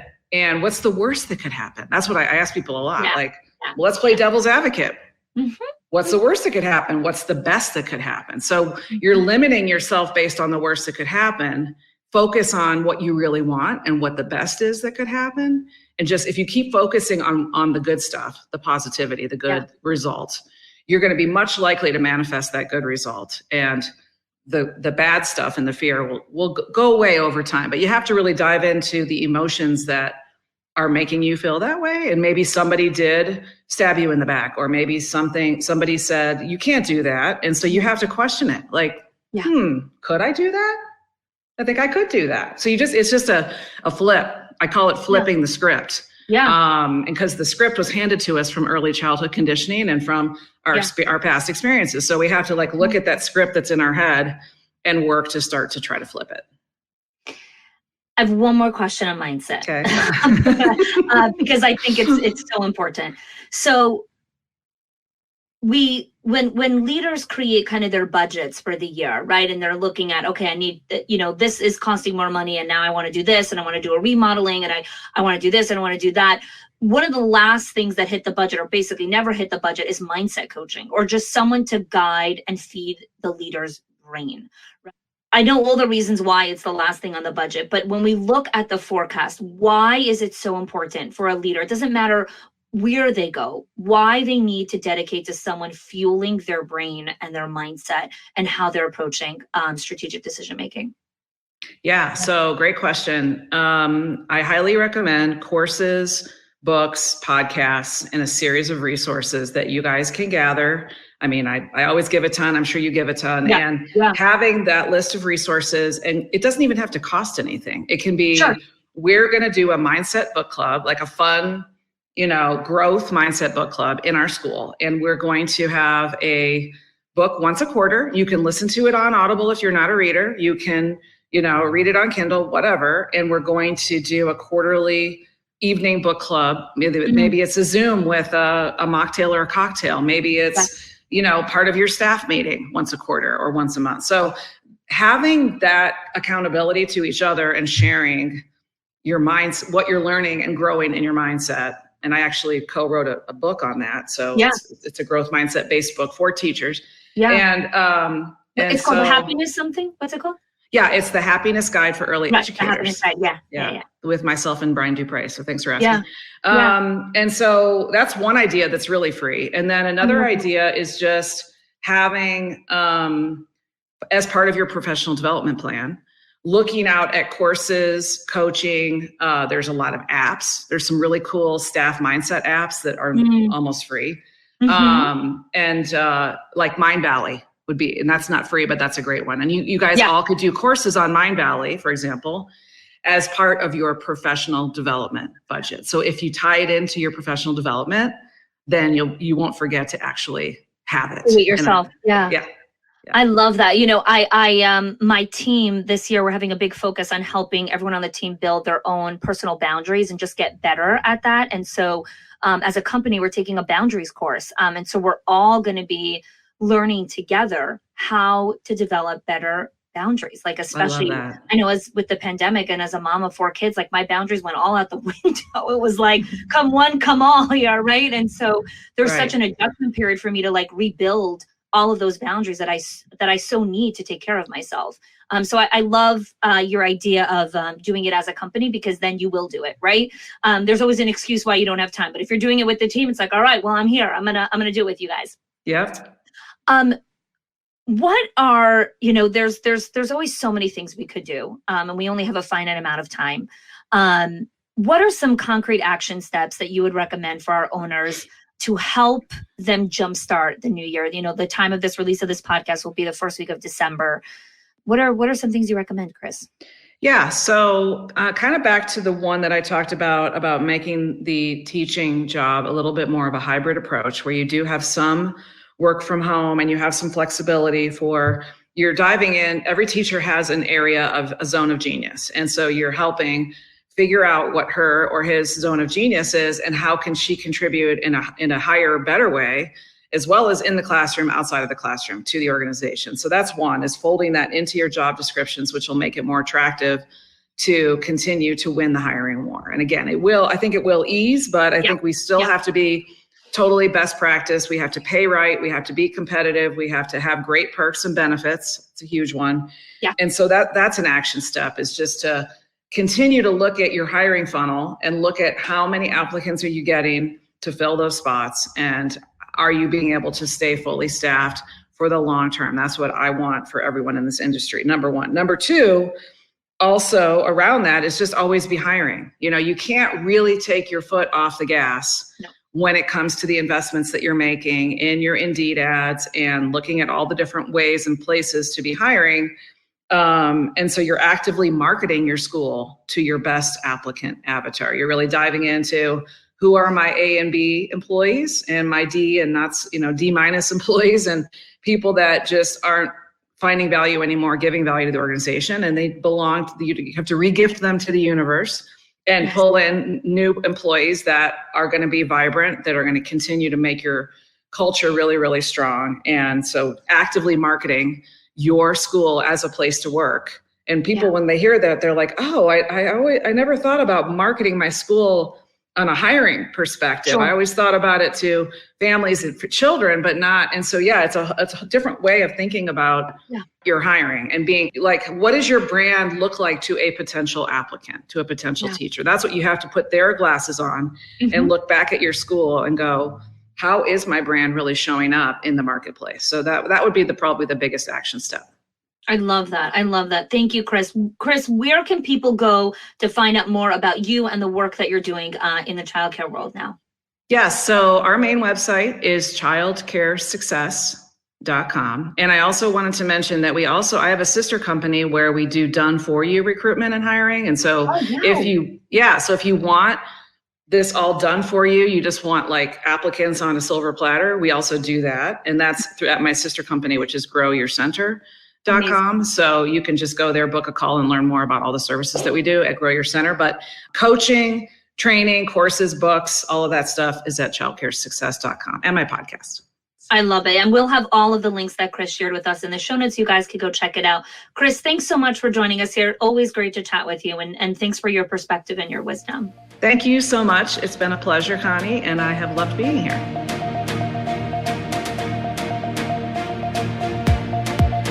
So I'd love to kick us off with, all of our guest speakers are talking about the trends, the forecasting, and some action steps to really help our childcare owners and leaders best prepare for 2023. We all know, whether you are blind to the news or not, we all know what kind of economy we're currently living in, the government that we're under, and just kind of what's happening in the landscape around the world.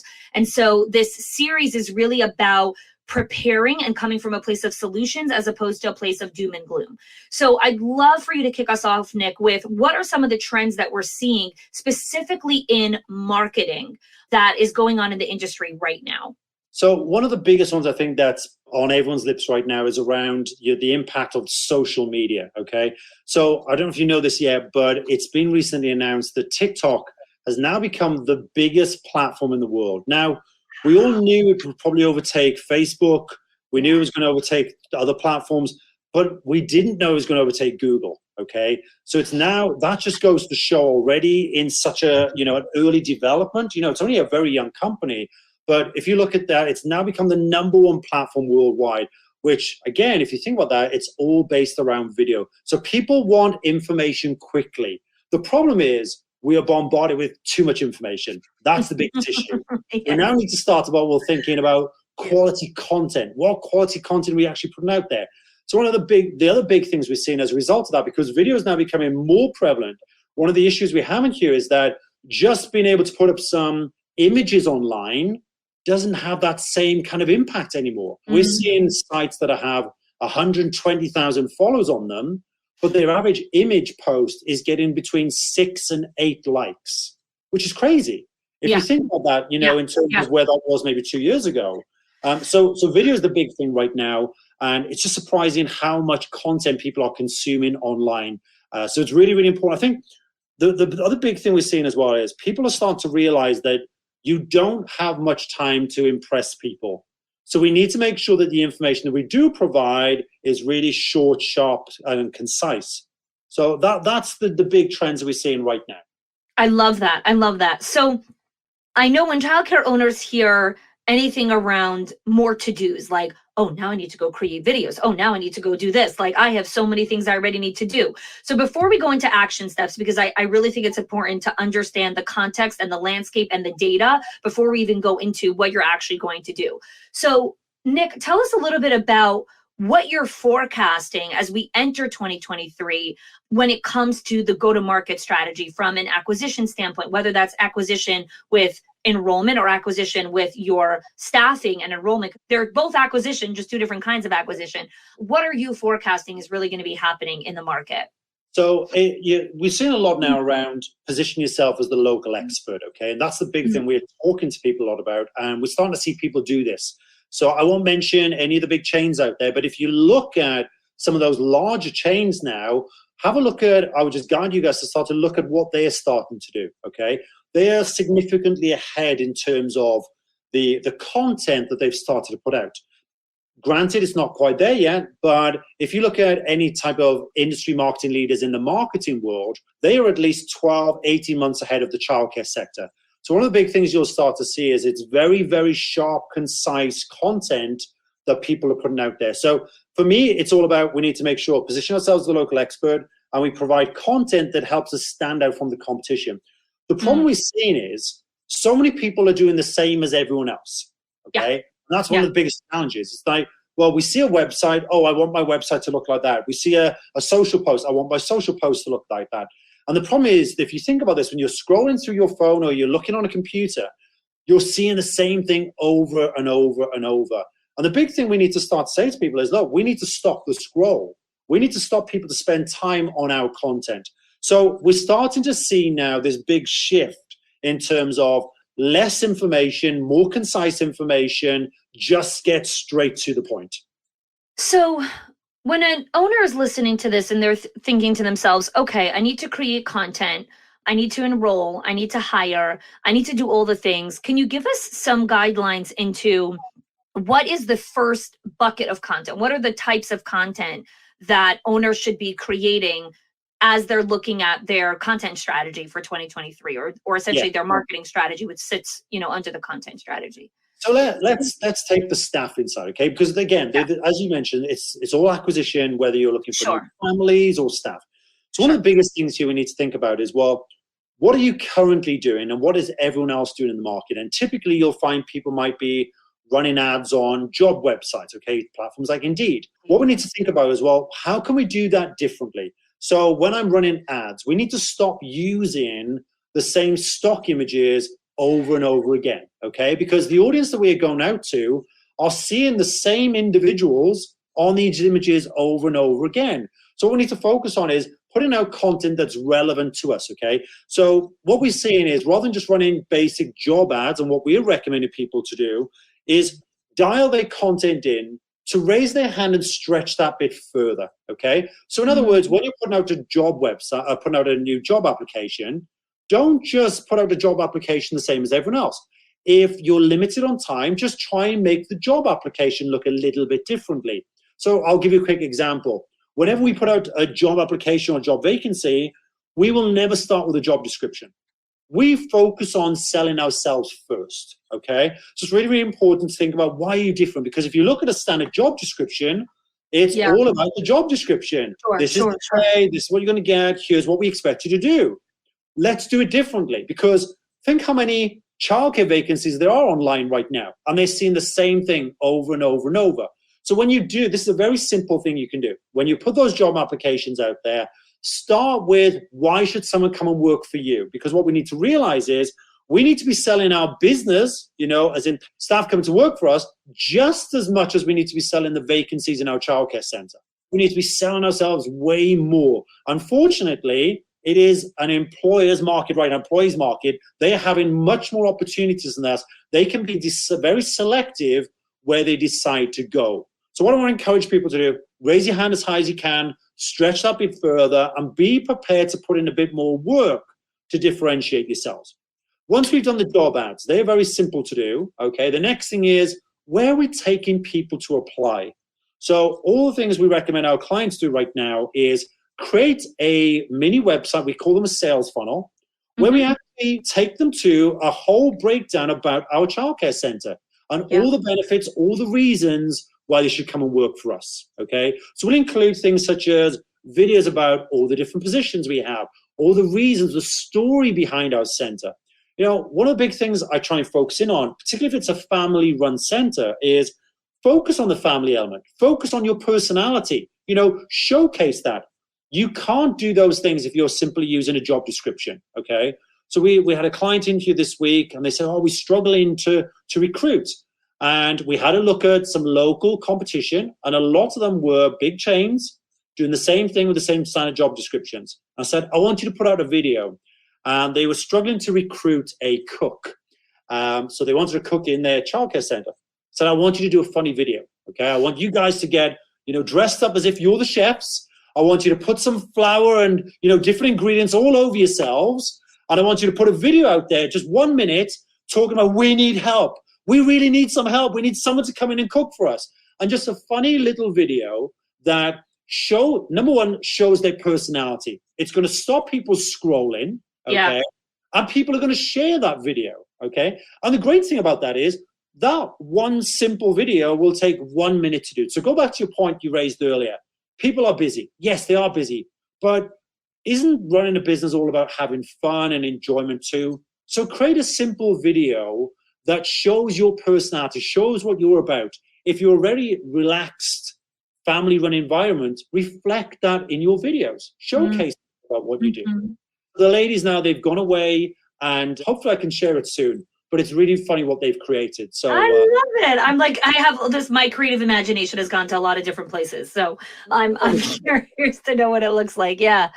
So I think, again, the big goal of this series is not to feel overwhelming for our leaders, right? We really want them to take some stock of the market, understand what the data is telling them, understand what the forecast is, and then say, okay, what is my 1 or 2 things that I want to do based on what Nick is sharing with me, based on what's happening here. So before you give us some action steps, Nick, what is a reflective question or kind of an audit that an owner can make in their mind around what their current marketing strategy is? Like, how do they even understand if this is something they need to do, right? Because we could say, yeah, we need to do all the things, but we're one person and there's only so many hours and so much money we can invest in our business.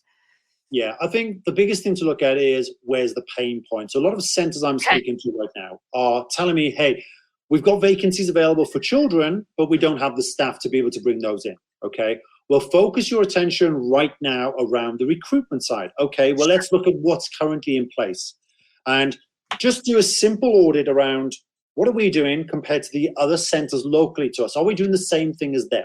So a simple audit around, are we the same? Are we comparative to what everyone else is doing? And they'll probably find 90% of the time what they're doing is exactly the same as what everyone else is.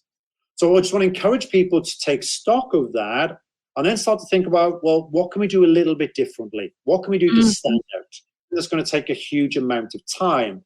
This is similar to the example I just made about the 1 minute video. Show that personality, just create a simple video because you don't need people to go through lengthy application processes.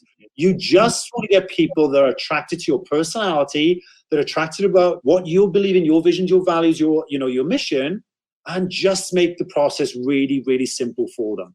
I think sometimes people are very guilty of overcomplicating things. Yeah, we like to. It makes us feel smart. So we overcomplicate it. We're like, oh, I have this 19-step complex funnel. It's like, no, just make it like 3 steps, like boom, boom, boom, and we're done and we're in. So, and I love that. And you and I talk about that all the time. Like, what you guys do is take all this complexity and really try to make it as simple as possible. Yeah. So, Nick, what are some quick action steps that you would recommend based on, again, the forecast of video really dominating, TikTok really kind of owning this space? It's so funny because I remember when TikTok first started and Gary Vee, who's notorious for these kinds of predictions, he's like, this is going to be the biggest thing. This is going to be the next thing. It's going to be bigger than Google. And I've already learned to believe him when he says things like that, because I think 9 out of 10 times he nails his forecast. So when you said that, I was like, oh yeah, I guess it came true. So tell us what our leaders should be doing. So I think what I love about video, first of all, it's very, very simple. It's very easy to create. But I want to give an example that I share with a lot of people. We've all had families, parents, carers that are probably not our ideal customer. And think about this. So maybe if you're a childcare center and you do a lot of outdoor education, the last thing you want is a family that doesn't want their child to be outdoors in winter. So take that scenario, and what we have to think about here is the great thing about video content is if you're sharing maybe your top 3 tips on how to, get your child to read, or how to get your child to be more physically active, or, how to play with other children. If you're basing your content around your values, your beliefs, what you're going to find is you're going to attract more of the same like-minded individuals, okay? So start to create, if you're going to do these videos, create the content outside, because what it's going to do is attract families that are attracted to, that nature, being outside a lot more than the families that don't want their children should be outside. So we encourage our clients to say, hey, when you're giving your top 3 tips, here at ABC Childcare Center, we do a lot of outdoor education. We encourage our children to be outside. And what's going to happen is you're going to attract a lot more of the ideal families that you want, and potentially put off some of those families that you don't want. Yeah. So keep it basic, keep it simple. It doesn't need to be complicated. You're not going to do one video and it's going to, take off. It's not going to go viral. Exactly. But I think sometimes we overcomplicate things. We try and say, well, one video is not going to be perfect. We want that first video to be perfect and go viral. Exactly. And it doesn't work like about taking action. Just take action. Start to create videos. I remember when we launched Childcare Business Growth, a gentleman said to me, well, you shouldn't be the face of Childcare Business Growth. And he was interviewing me in front of 350 people live at that time. And he said, you shouldn't be the face of Childcare Business Growth. Now, the very first thing he said to me. And if we hold on to those beliefs around what are people thinking about us, and worrying about that, that's one of those things that actually prevent us getting things out the door. So I want to encourage you guys, just start to create videos, start to share your story, start to tell people about your background, share examples of your team, share examples of your families, and start to give valuable, helpful information. It's not going to appeal to everyone. That's fine. What it's going to do is start to repel those families that are not attracted to you, and it's going to bring those other families that are attracted to you a lot closer. I love that. I love that. Nick, where can people go to find out more information about you, about childcare business growth, about what you guys are doing in the childcare world? So the main one for us is the website, which is childcarebusinessgrowth.com. And you can search us. If you want more mini videos, so Practice What We Preach, is over on YouTube, and you'll see lots of our video content over there.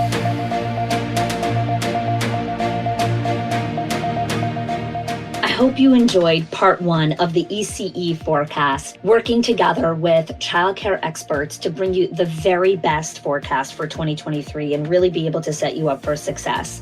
I'm sure, actually confident, that throughout today's episode, you were able to glean some really interesting insights, hopefully some disruption in your thinking, in your mindset, and some powerful takeaways that can really help you set your business and childcare up for success in 2023. So I want to share with you a little bit about what's coming. So next week is part 2 of the 2023 ECE forecast. We're going to be covering leadership, culture, and branding with some more amazing industry experts as well. And the other thing I wanted to share with you is we have open applications again for our Directors Inner Circle and our Owners HQ program. A lot of you have been thinking about joining a coaching program or a community, a place where you can really up-level who you are as a leader and how you want to show up in the world. And so if you've been thinking about 2023 is my year, this is the year that I get out of overwhelm, this is the year that I figure out my time, my schedule, this is the year that I focus on accountability with my leadership team, this is the year that I hire a leadership team, this is the year that I stop working in the business so much, this is the year that I work on mission, vision, and values, whatever it is for you, if you are looking to stop the cycle that you've been on until now, and 2023 is a year that you're up leveling into the leader that you've always been meant to be, then check the link in the show notes. Would love for you to apply for our Directors Inner Circle, our Owners HQ program. We'll hop on a call. We'll see if you're a good fit. Looking forward to connecting with you. All right. Thanks so much for joining us for part 1, and looking forward for you to join us in part 2.